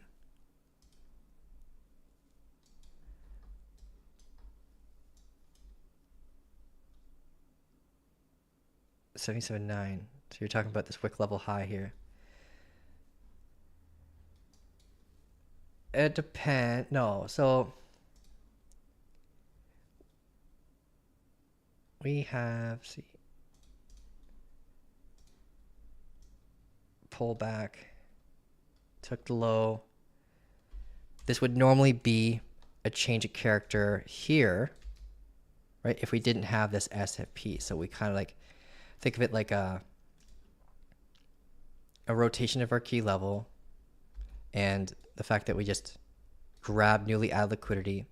So some people would rather have the candle close above this high for the change of character. Someone's just going to look for a change of character from a close above this 76.9 area. This wick level high is at, if we look at the top left here, right? This little tool here helps you see the open, high, lows, closes of a candle when you hover over top of it. So some will look at this as a close wick based change of character. If we have a close above $76,937.90. The close below here would be, I guess you'd call this a change of character just because we had the SFP. But realistically, you're just leading down for a break. SFPs kind of convolute things for a lot of people when it comes to what is now defined as a change of character and what's defined as a break of structure, because it causes that rotation of a key level. So SFPs are an attack of a strong low or an attack of a strong high. And when that strong high becomes broken after an SFP, or a strong low becomes broken after an SFP, then it is considered a change of character.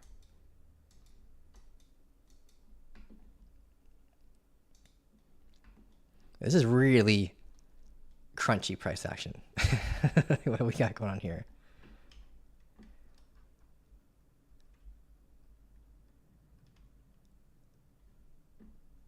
77.9 is what you're saying, actually. My bad. On the 5.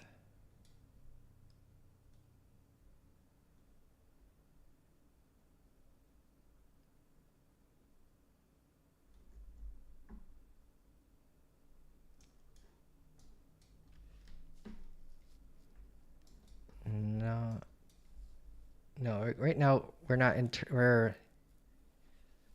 not like we're trading internally right now on the 5 anymore. Like we were before, so I'm not sure if you're talking about up here, because we didn't have the proper pullback here. Or if you're talking about over here. Yeah, I wish you were here to on a Zoom call with me or something to circle the screen of what you're talking about.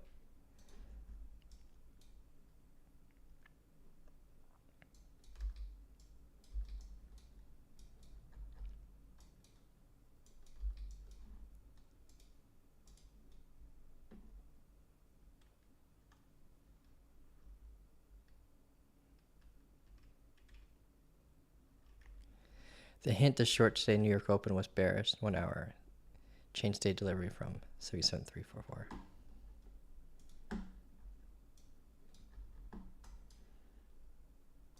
Right here, right?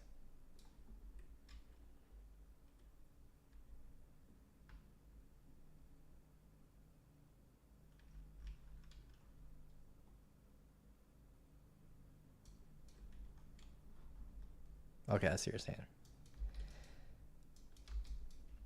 Yeah, lots of reasons to short this morning. Or block creation, or break.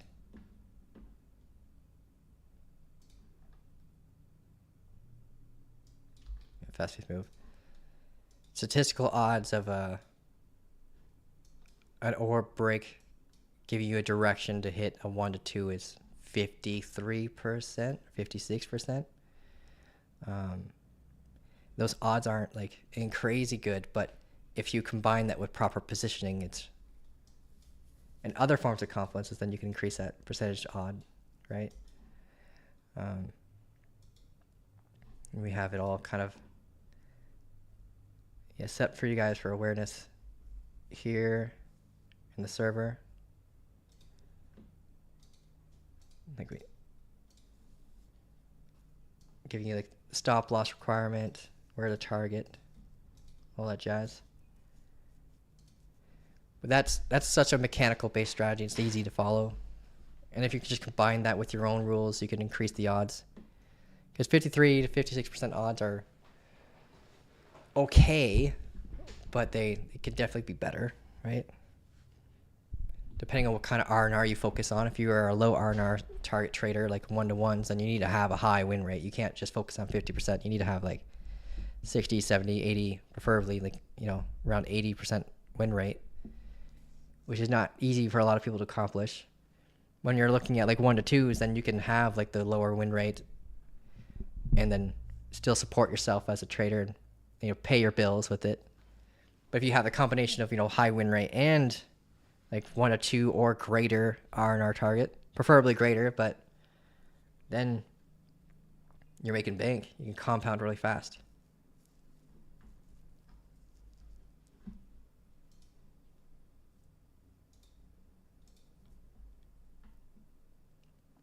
Sorry for the typo. Meant 76.9. Okay.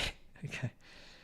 Yeah, like typos in this space are really fucking brutal.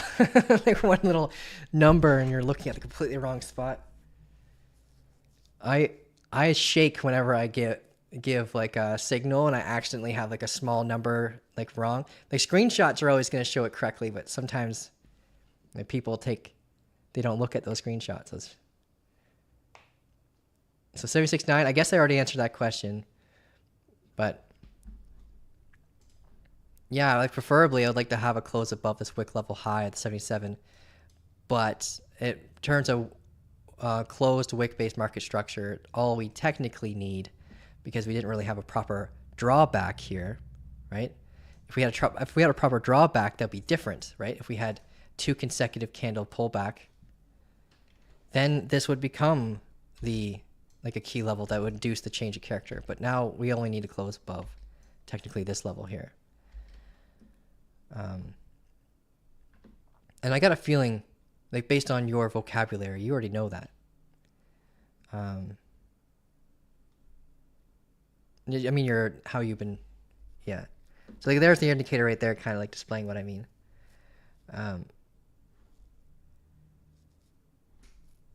But you got to understand, I'm sure you might already know this, like understand how liquidity has been impacted by this sweep, right? So getting a close above this high, it's not nearly as trustworthy as getting close above this high for the continuation, because we might have liquidity pulled above here that can be used as exit liquidity for any newly added entries down here.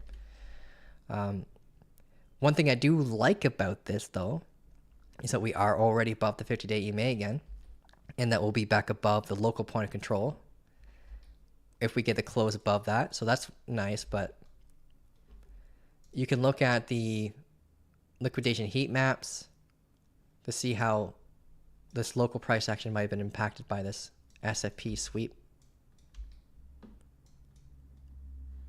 Because this move down, as soon as we get that break of structure, it was likely an inducement to add liquidity, and it was just taken.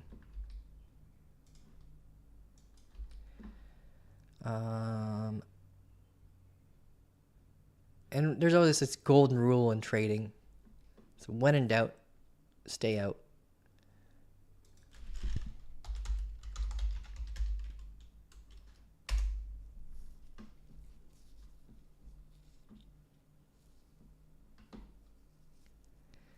Look at the 24-hour. There's a lot of heavier people jumping in on longs right now.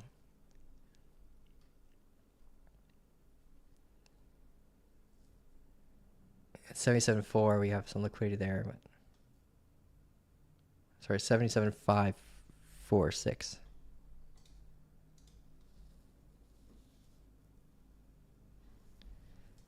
So nothing crazy notable going on right above that wick. More worried about what happens when we get here.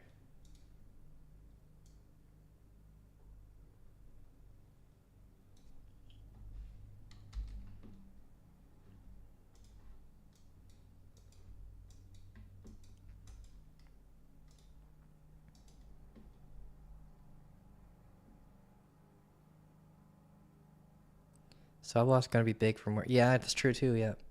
Your strong low being here. This awkward 3-minute regression trend.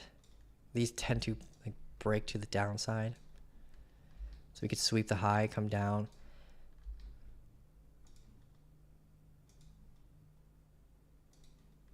Yeah. Maybe try to get on. If we get the change of character on the 5, then you can look for the 3-minute pullback. Look for structural gradients down here. Use this as your strong low stop loss guard, and then you have to be babysitting around here for the move back up. This is a really awkward price action. Looks like a miniature version of those like bat harmonic patterns. Upside down.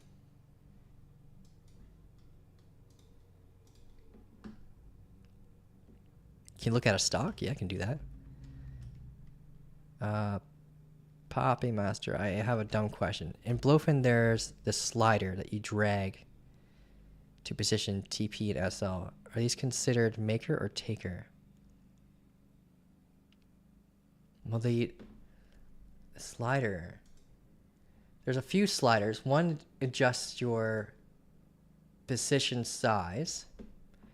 And if you're talking about the slider that looks like, well, I'm not logged in right now. The slider that looks like this, where you can like move it up and down like that. That's all based on how you had it set up initially. So if you have a limit order set up, you can drag it down lower to adjust your limit order to be closer to price action, or higher to be away from it. If you're dragging things around, then there's usually something wrong with how you planned your trade, but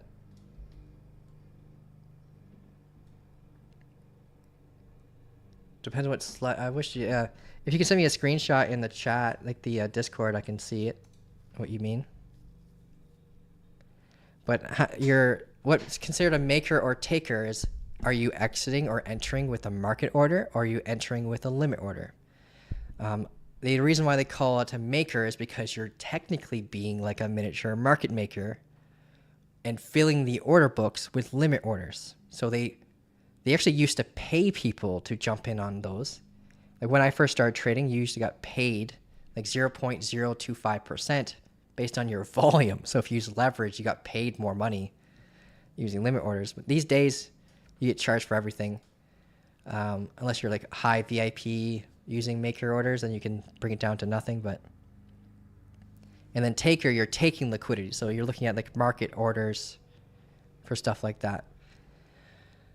And even with limit orders, you could end up getting it executed as with a taker fee if you're not set to post only. If you have post only mode turned on,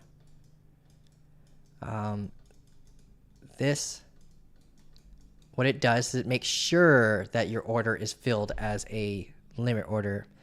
And the reason why this is really, really important to know is because sometimes people will have this turned on not realizing it's turned on.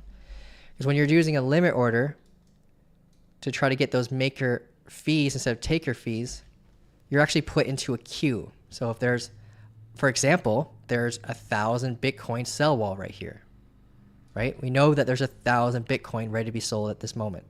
So if you just put your limit order here right now, that 1,000 Bitcoin has to sell first before your sell. So it's good to sometimes undercut them by like $10 or so to make sure your order gets filled before theirs. If you have post only turned off, then what happens is if we come up and we tap your area of interest, like your price point, and we start to deviate away, it's going to market exit the rest of it out.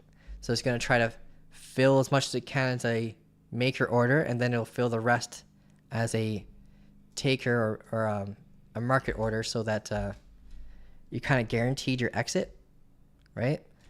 Post only doesn't always guarantee your exit. So you got to be really strategic with that. And a lot of people do it just to make sure they reduce fees, but sometimes you got to think about your cost opportunity too, not just the fees or, that jazz.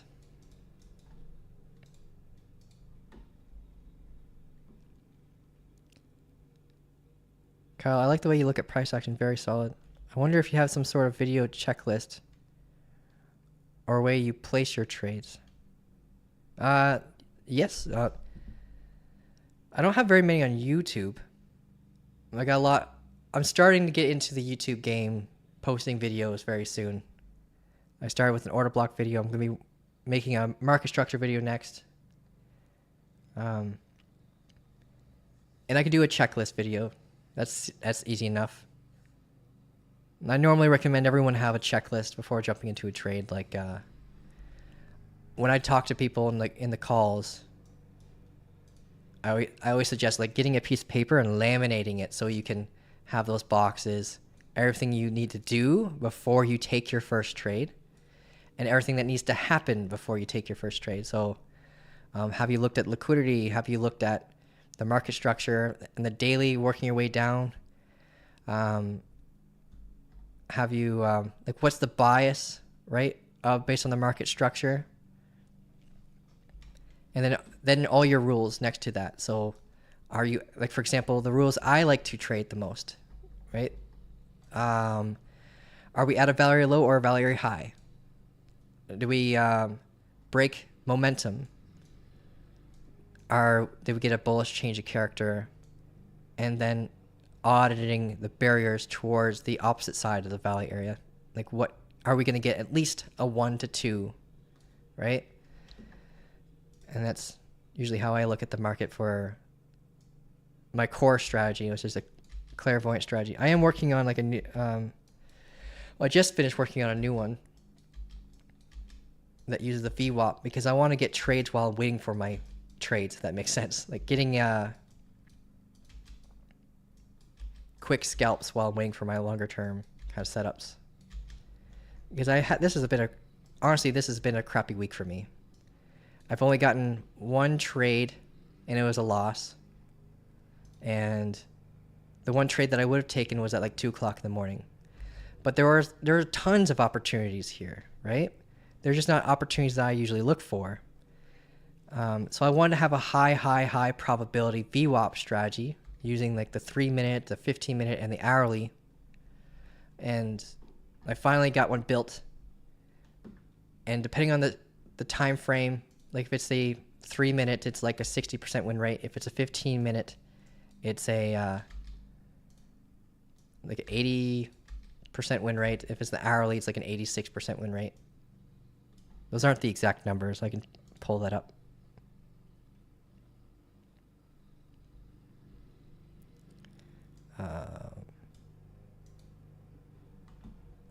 Yeah, all right, 68% win rate on 3-minute, 81% on the 15, 86% on the hourly. Or the VWAP strategy. So you guys will be seeing me doing more trades during the lives because of that. So if we have all those criteria met around the VWAP, we can get a trade. And if we have all my criteria met around the value area, I get a trade.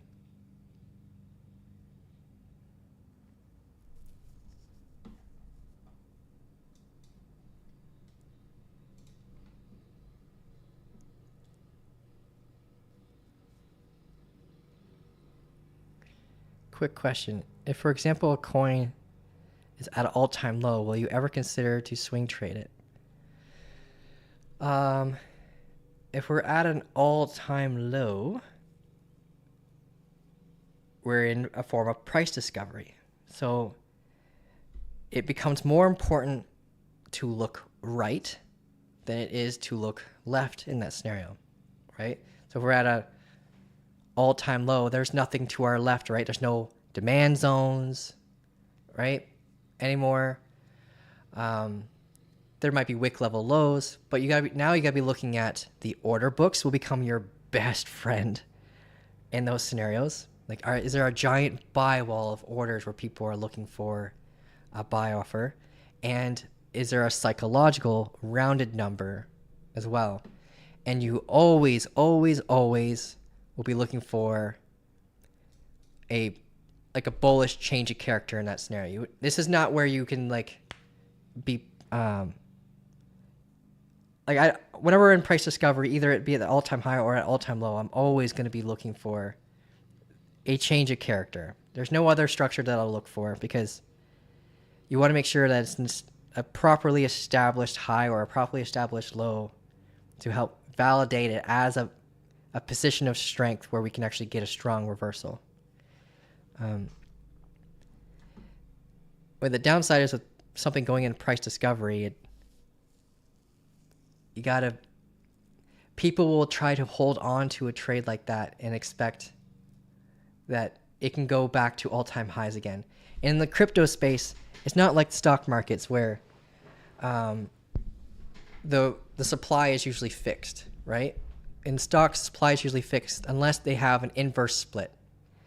In the crypto, supply with a lot of assets is constantly adjusting and changing. There's a lot of inflationary assets, so you can't assume that all-time highs could ever be reached again.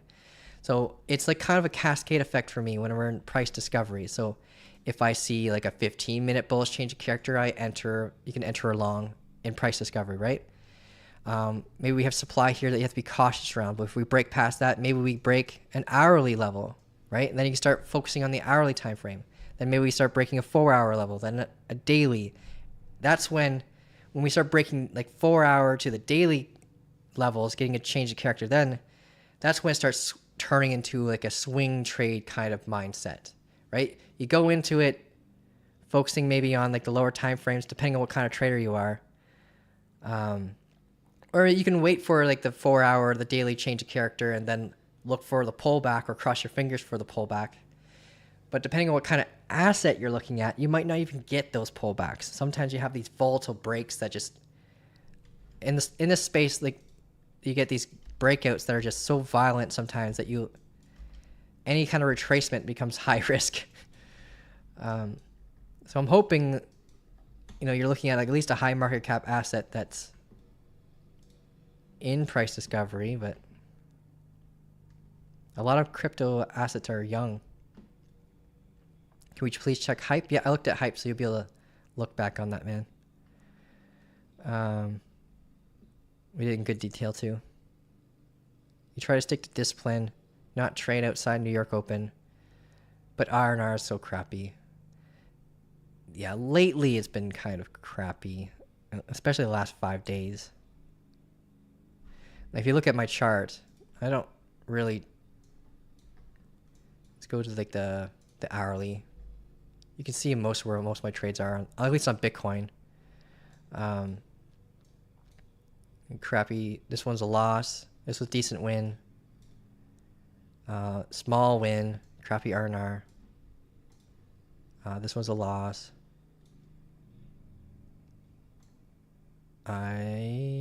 This was a loss, small win, decent win. I would consider this a small win. It's like a 1 to 1.8.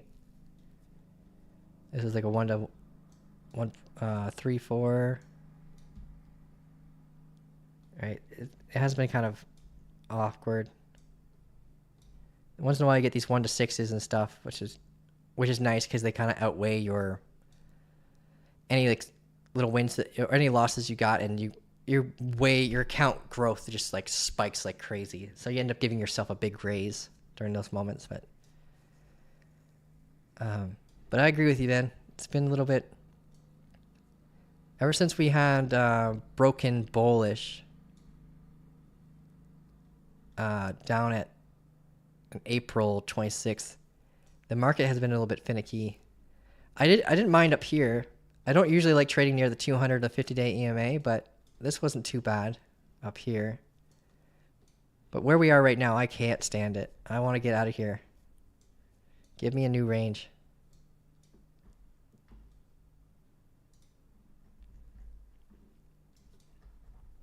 Because we keep getting these violent little spikes up near this point of control and this 50-day EMA, and it's not really giving me structure to go off of for longs. The shorts weren't that great either.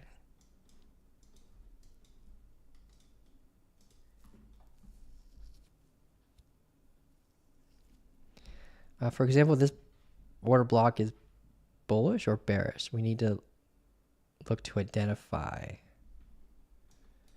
Order blocks that are above the price action are always bearish. Order blocks that are below the price action are always bullish.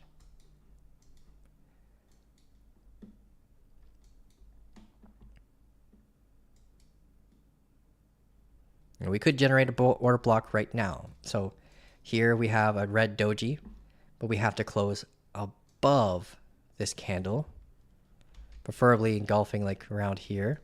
And then we create a bullish order block. And we have a bearish one right in our face.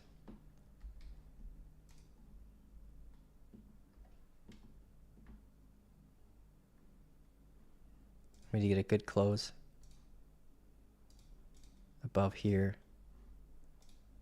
First flip bullish on the 5. We had an SFP here that gave us a technical target of this low, but the value area low blocked it. And there's a lot of imbalance with that drop too, so these tend to get retraced. And this was a bearish order block that we just mitigated.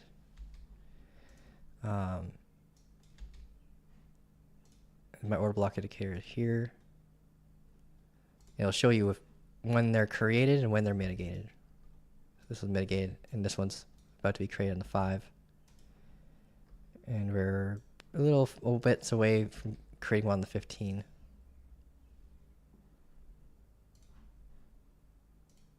And this is free too, guys, if you want to have access to it. Just search up multi-time frame order blocks with confluence.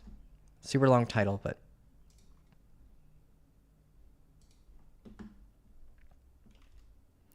Sam saying, I read the other day interesting statistics about sessions. If London takes out Asia low high, then New York will have an 82% sweep of that high. Okay, yeah.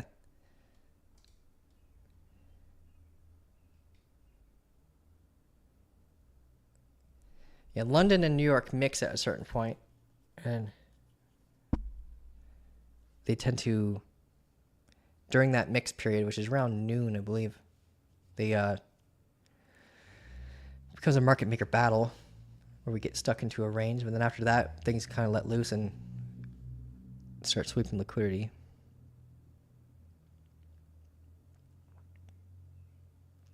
Yeah, Tokyo session has these really good illiquid moves too.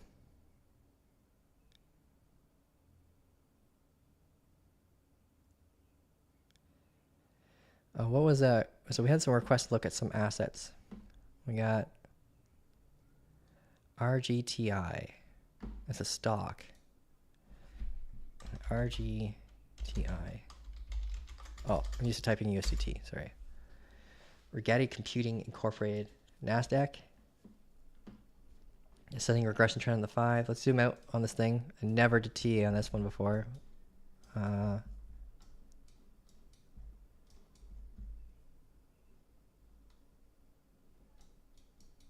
Okay.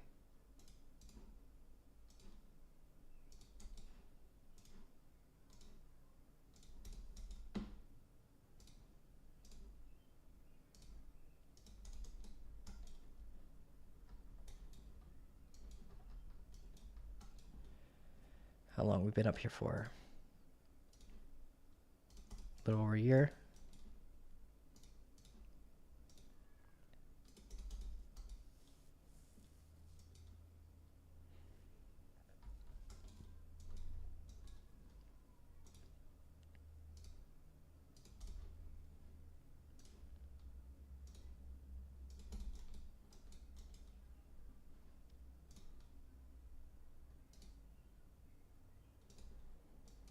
Okay. Just have to do a quick TA here. So we aggressively broke out of this valley area. Bit of like a Wyckoff model here. Inverse head and shoulders break. And confluence getting above the 200 and the 50-day and the valley area high. So we got a violent move. We broke so far through this valley area low to our valley area high of this structure. So we're actually at an area of concern right now where we should be preparing for potential shorts or for at least this thing to cool down. Now, I don't know anything about the asset itself. Obviously, it's electronic technology, computer processing hardware. So it might be piggybacking off of the whole AI hype. Maybe there's part of the reason why we had this big move up. And it has no dividends, so we don't have to worry about how that could impact the market. Its next earnings is in August 6th.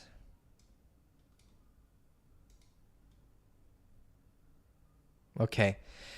Quantum grants, U.S. quantum grants. I heard about this recently where the U.S. is starting getting involved in investing in quantum computing in exchange for a percentage share of equity, which I don't like the U.S. getting involved in that kind. Like, I don't mind grants and stuff like that, but in exchange for equity, that's a little bit fucked. Anyways,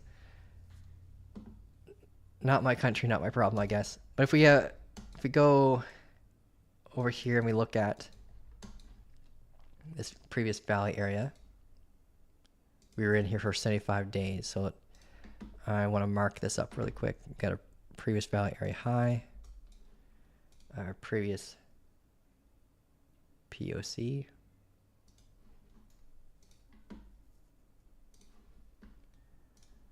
and our previous valley area low.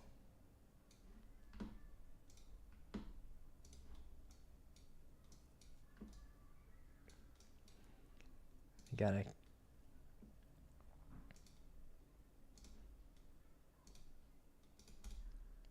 daily order block here to watch.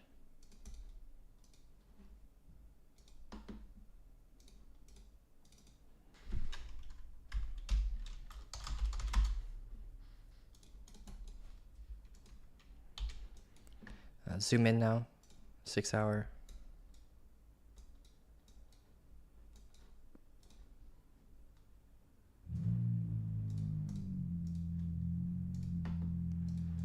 Oh, my neighbor's got a loud car.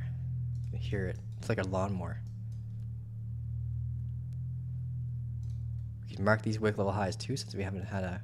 Well, I guess we don't really need to. It's flush with the valley area high. It's just creating noise. So if we close below this valley area high, we close below these wicks, and it would be good liquidity sweep. Zooming in, zooming in, zooming in, zooming in. Okay.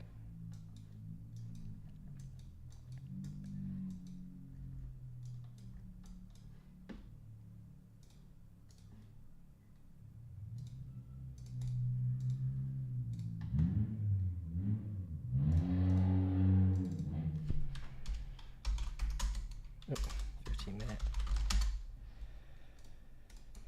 Okay. Sorry that took a little while. But yeah, so this thing is broken out of a macro valley area. It's been ranging in here for 111 days, kind of against supply barriers. We had a supply here. We had supply here that helped bring us down. This is a decent guy here too, but we only really tapped it once before eventually, breaking right through it later on. And obviously it's in confluence with the news going on about its grant.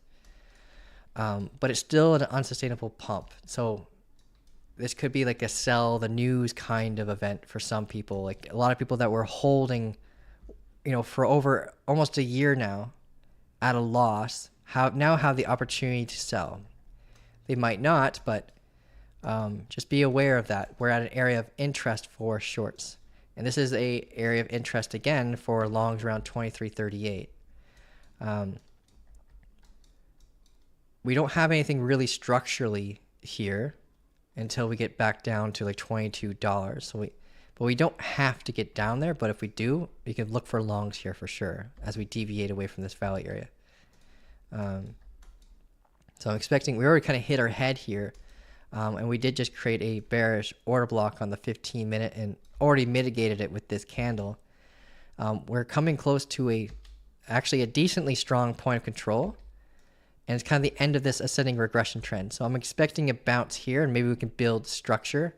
And this structural posture is going to help define whether or not we continue to go up or if we're going to go straight back down to like 23.38. Like here, we can prepare for longs, and then here, we can prepare for longs. Structurally, right now, this has got the best evidence, but this is the low side of a strong area of interest. So I would draw pathing, expecting a bounce here. Maybe get a higher high to define this as a change of character, or maybe we get the lower low and just consolidate here for a little bit longer. But no matter what, I'm kind of expecting a bounce here. If we zoom out, go to the hourly so we can get there faster. We can look at this volume node.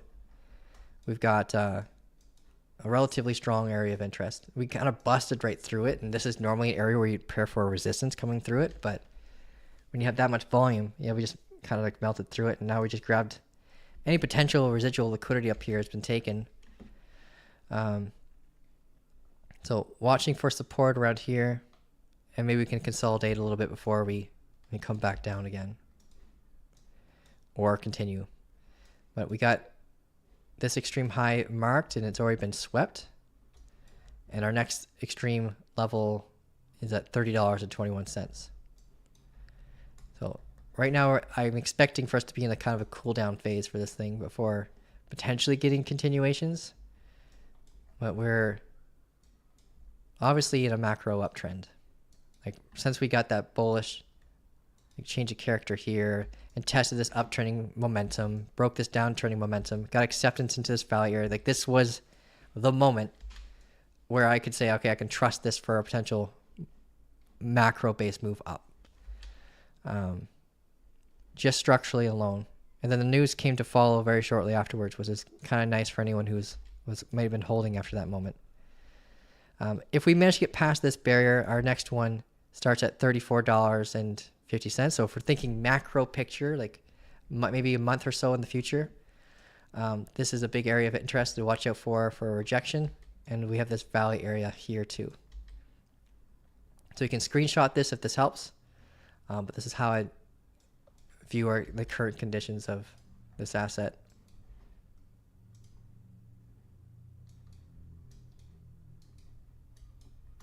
You get that strong kind of V-shaped rejection right now.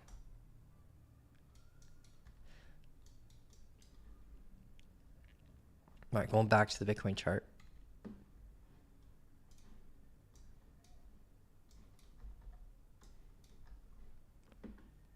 Let's look at that 5-minute change of character finally.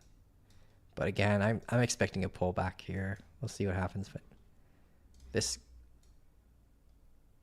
kind of behavior usually gets reclaimed.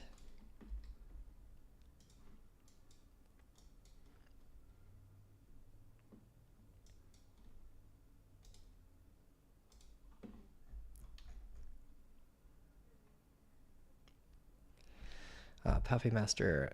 Oh, I got it. All my trades for taker, and I just discovered that I make my TP a limit order.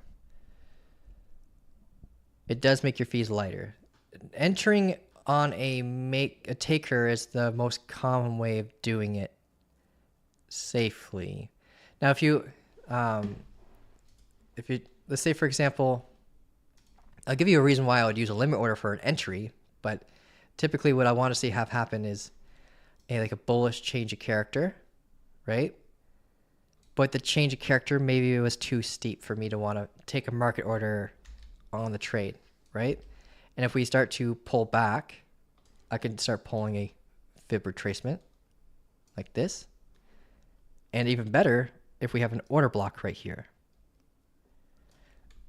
That's something I would limit order in on.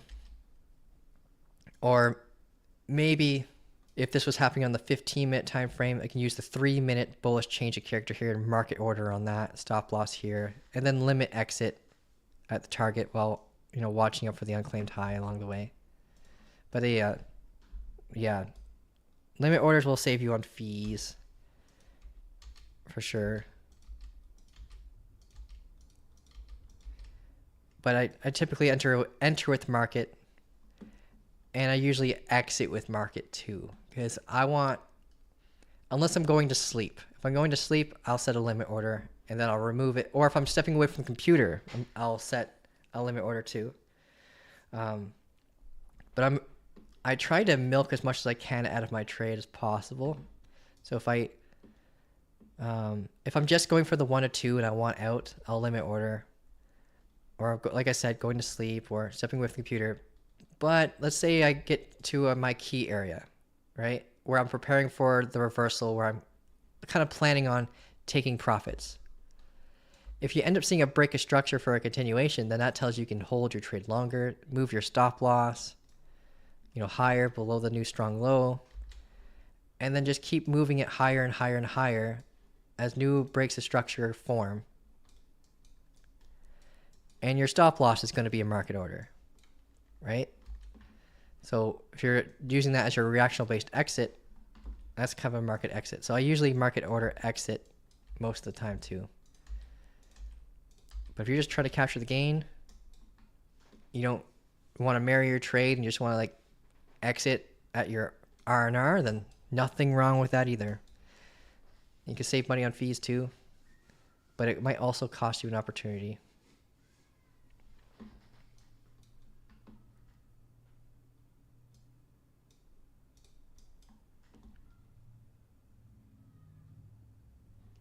This is so ugly. This price action is...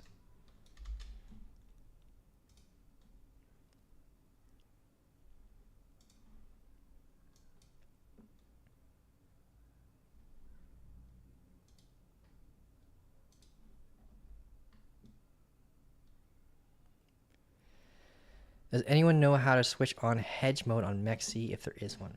I would be able to walk you through that, but I'm no longer able to trade on MEXC. Normally, on most exchanges, it's on the right-hand side on your trading terminal screen.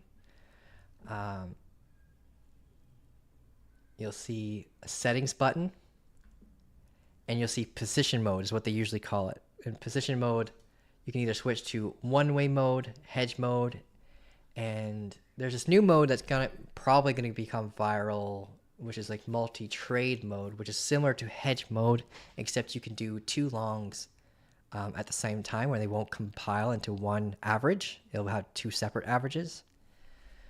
But hedge mode is, yeah. Yeah, should we look for a gear or settings icon, then you're changing position mode.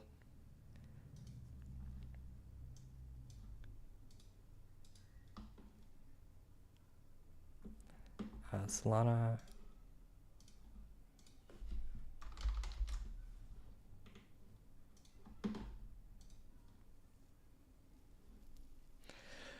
How's Solana doing?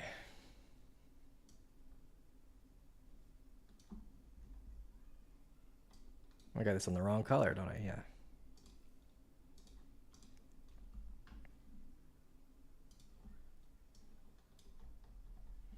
Solana bounced off its point of control. Yeah, we talked about this a little bit recently. What an awkward climb up. So we bounced off the point of control, got this like double bottom. It's 6-hour market structure is garbage. 4-hour, we got a bullish flip. Not a bullish change of character until we broke this high. It's internal. Everything's internal. Is this internal to the internal? Oh yeah, I guess Solana is internal to the internal right now. It's really awkward. So we got like an internal to the internal long here. I mean, change of character here. We fought against this 4-hour order block and won. If we go to the 15-minute, we currently are like relative to Bitcoin's local valley area low. Solana's got a little bit of relative strength right now, as Bitcoin is like progressively getting away from its 200-day EMA, like in a downtrend. Solana is going in an uptrend. So as Bitcoin's at its like value area low, right, trying to bounce off the 50-day EMA and come back up to its value area high, Solana's kind of doing the same thing off this demand zone here. So if we manage to break past this VWAP on Solana, like our next little boss that we have to worry about is this order block here. And what that could do is just induce a pullback to retest the VWAP and then maybe get a continuation. But then I'll be preparing for shorts again around between like $87.8 and $88. You can mark these wick level highs because Solana loves to give you decent SFPs. Like if you're an SFP trader, if you want to have an asset that gives you a decent win rate or decent opportunities, Solana's your guy. So these would be the two wick level highs that I would focus on for SFPs. You don't want to be doing internal SFPs within a range. You want to be looking at the extreme highs and the extreme lows of a range because they tend to have where liquidity goes, right? SFPs are great areas of interest, or wick level highs, sorry, are great areas of interest for market makers to get in or get out of the market with the least amount of price impact. So SFPs are usually a result of their entries, a result of their exits. So we can look for potential rejection around here locally and a potential bounce around here. This bounce would likely be the last one in this demand zone that we've been kind of holding off here. So just be aware of that. We're kind of chipping away a lot at this like a sword going into armor. So we're awfully close to kind of seeing the end of this range. It's starting to get weaker. If anyone's seen my Batman head and shoulders video, like we're kind of getting close to that kind of picture right now. So we might see something like this and get acceptance back inside this valley area again at 85.22 area. It's our big boss though for any uptrend. If we maintain this uptrend, so we got our momentum here, right? It's this supply being at the 91-day valley area high here, right? And the floor of this like big zone is kind of like the main spot you'd be looking at first.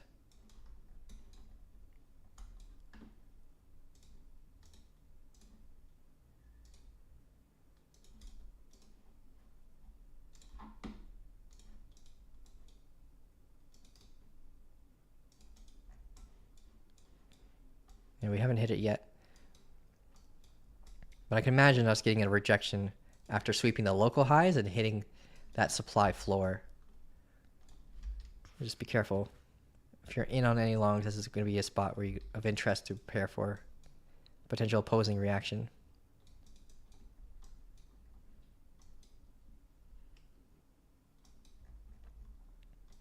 If we zoom out on this valley area, like this is the valley area that I'm talking about here, this macro one. Let me see where we got it from. To the hourly. Like this is what we're talking about. We got this big macro range. This is like heaven for traders. Not so much for investors, but for traders, this is heaven. And we got the extreme high, hit that valley area low in confluence with this supply zone. So like what we got going on now is like a miniature version of this macro picture here, right? Supply zone, hit or head, lose momentum, come back down. So zooming in, same kind of story, right? Supply zone, uptrending momentum, prepare to hit or head. If we lose it, get the bearish change of character, we can come right back down. We got a macro key level here at 85.27 where we compare for support again if that were to happen. But locally, right now, we're at an area where we've been focusing on preparing for longs. And then up here, we prepare for shorts. Unless you get that break of structure continuation, then you can start preparing for range-bound price action and that reversal here.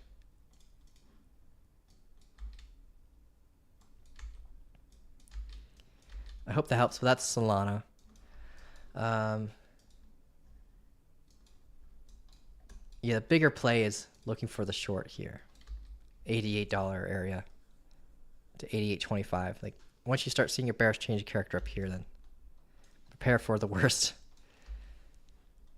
And based on momentum, we could get there over the weekend, or Yeah, roughly around the weekend.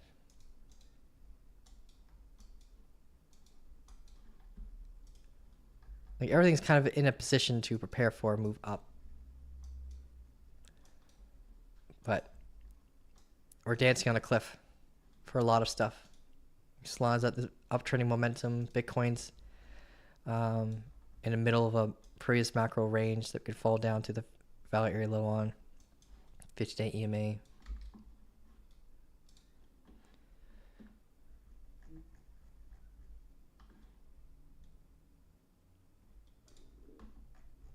Sam, have you tried trading other assets such as gold? Yeah, gold, yeah. Gold, especially now that it's been tokenized. Indices or Forex, in the past, yes, not in the present. I find there's so many opportunities in the crypto space. I look at like stocks as a place to invest, and I looked at crypto as a place to like build the funds for the investment. So like my money flow, like my income is like focused a lot on like just building as much as I can in the crypto space. And I do cycle trades too that take about 4+ years, but most of my trades are short-term ones that take a few hours to a couple of days.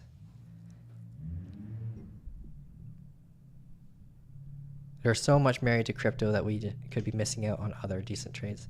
Yeah, I'm not too worried about missing out on what's going on around the world. I kind of mastered what the crypto space, and I just stick to it. I'm not saying that you guys, can't branch off and go into the stock market or Forex or anything like that. But it's really hard to split your focus. You think that, okay, I can take on like 3 to 5 trades in a day with a whole bunch of separate assets, but it's a whole other feeling of anxiety when you're doing trades that are all going in different directions. And I used to focus on like a whole bunch of assets at once, especially back in like 2020. But now I'm more focused on, you normally would never see me in more than 3 trades, like never ever see me more than 3 trades. But the cool thing is about Forex and the stock market, indices, commodities, is you will have those opportunities. If you're a swing trader, that kind of environment's kind of nice. But if you're a scalp trader, that kind of environment will just stress you the heck out. We can look at gold. I don't know if I have a gold chart yet. No. Oh, maybe you do. Yeah, I think I just saw one.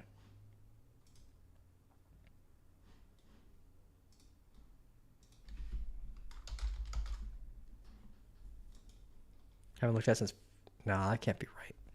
I must be analyzing it in the wrong spot.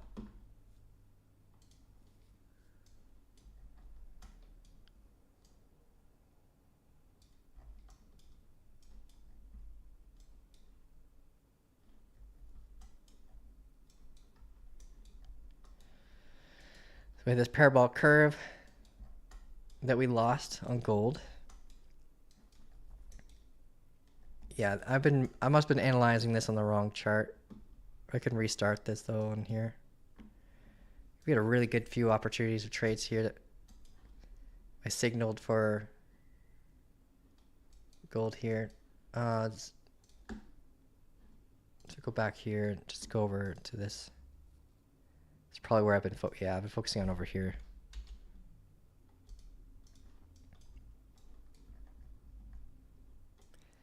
Yeah, the last setups we were looking at were so fucking picture perfect. Pardon my French there. But yeah. Bullish change of character, super steep. Really great lesson to teach people to use Fibonacci. Right, golden pocket test to local value area low and previous value area high. Confluence, low time frame, bullish change of character off of that test and ran up. Then shortly afterwards, we had a bullish change of character with acceptance into that value area, targeting the value area high, but got the extension. This was a key level here that we were monitoring for like the absolute drop.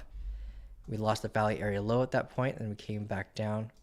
And now, like, we had a 4-hour order block here. It's been completely mitigated, so it should be deleted off screen. We're starting to lose against the battle of its 200-day EMA, right? Right here, the screen was the 200-day. This is the 50-day. But now we're starting to approach this uptrending momentum. Right, this is momentum that's been keeping up gold for since $2,600. And now we're almost double that price tag. Retesting it again. So we can delete some of this noise. We don't need it anymore. Delete.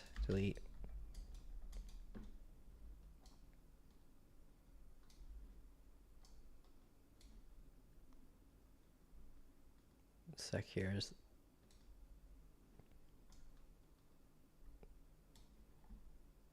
zooming out on this thing. So I'm on the 6-hour. So yeah, we're internal right now between this high and this low. So it's 6 hours internal. 4-hour is the same, but the high point is lower.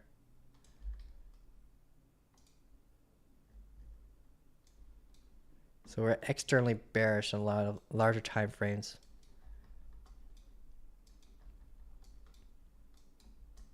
We could pull a fixed range volume profile from the start of this supply here to the current price action. We are slowly approaching the valley area low in a way that is statistically we break to the upside on this kind of structure. And we're compiling more liquidity above us, right? And we're slowly taking more from below us. So we just add a little bit here, but so I'm expecting like a rotation down, maybe to like deviate away from this valley area a little bit to the downside. And we have a bit of an apex point between this downtrending momentum and this macro uptrending momentum, where we're more likely going to see the decision happen before this, but it gets a little bit critical during this moment.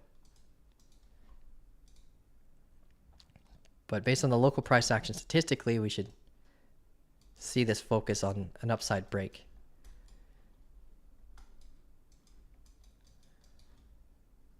Mark these wick level lows here too.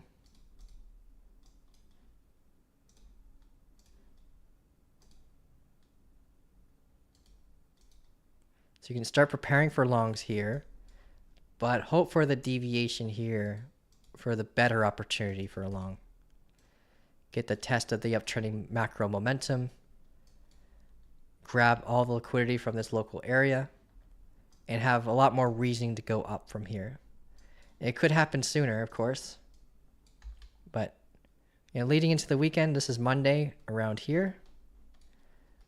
We're looking at a tokenized version of gold, so this will look like consolidation, and then maybe we'll have that break to the upside. Tight consolidation. Like normally, on the weekends we don't really move around because most of what moves gold is closed at that time. At least for now. I'm guessing about 6 months from now you'll see a massive majority of stuff that we're used to seeing not be tokenized will become tokenized. And banks will start accepting crypto. Some already are. But yeah, I'd be focusing mostly on longs here, man. And then be mindful of resistance around 4,570 area.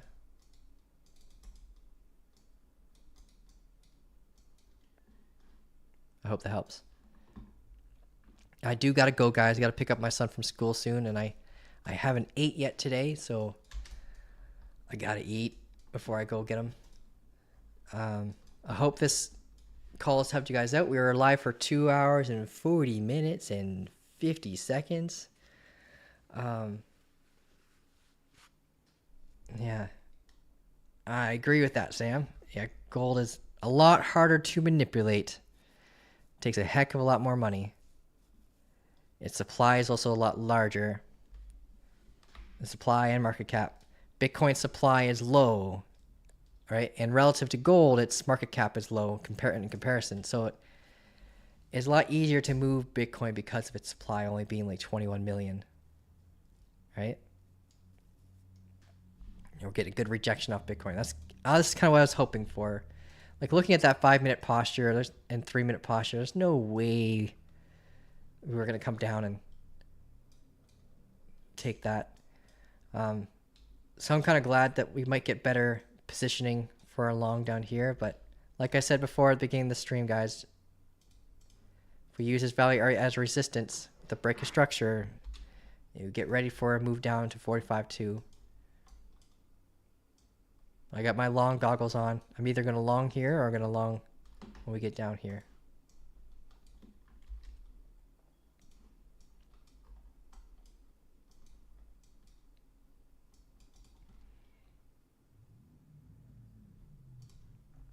All right, guys, you have a great day. Reach out to me in the Discord if you need help with anything. Congrats to the winners of today's giveaway. I appreciate your questions, Sam. They're kind of fun. I always love questions. I'm sorry I didn't get everyone's request on assets. It's hard to keep up sometimes.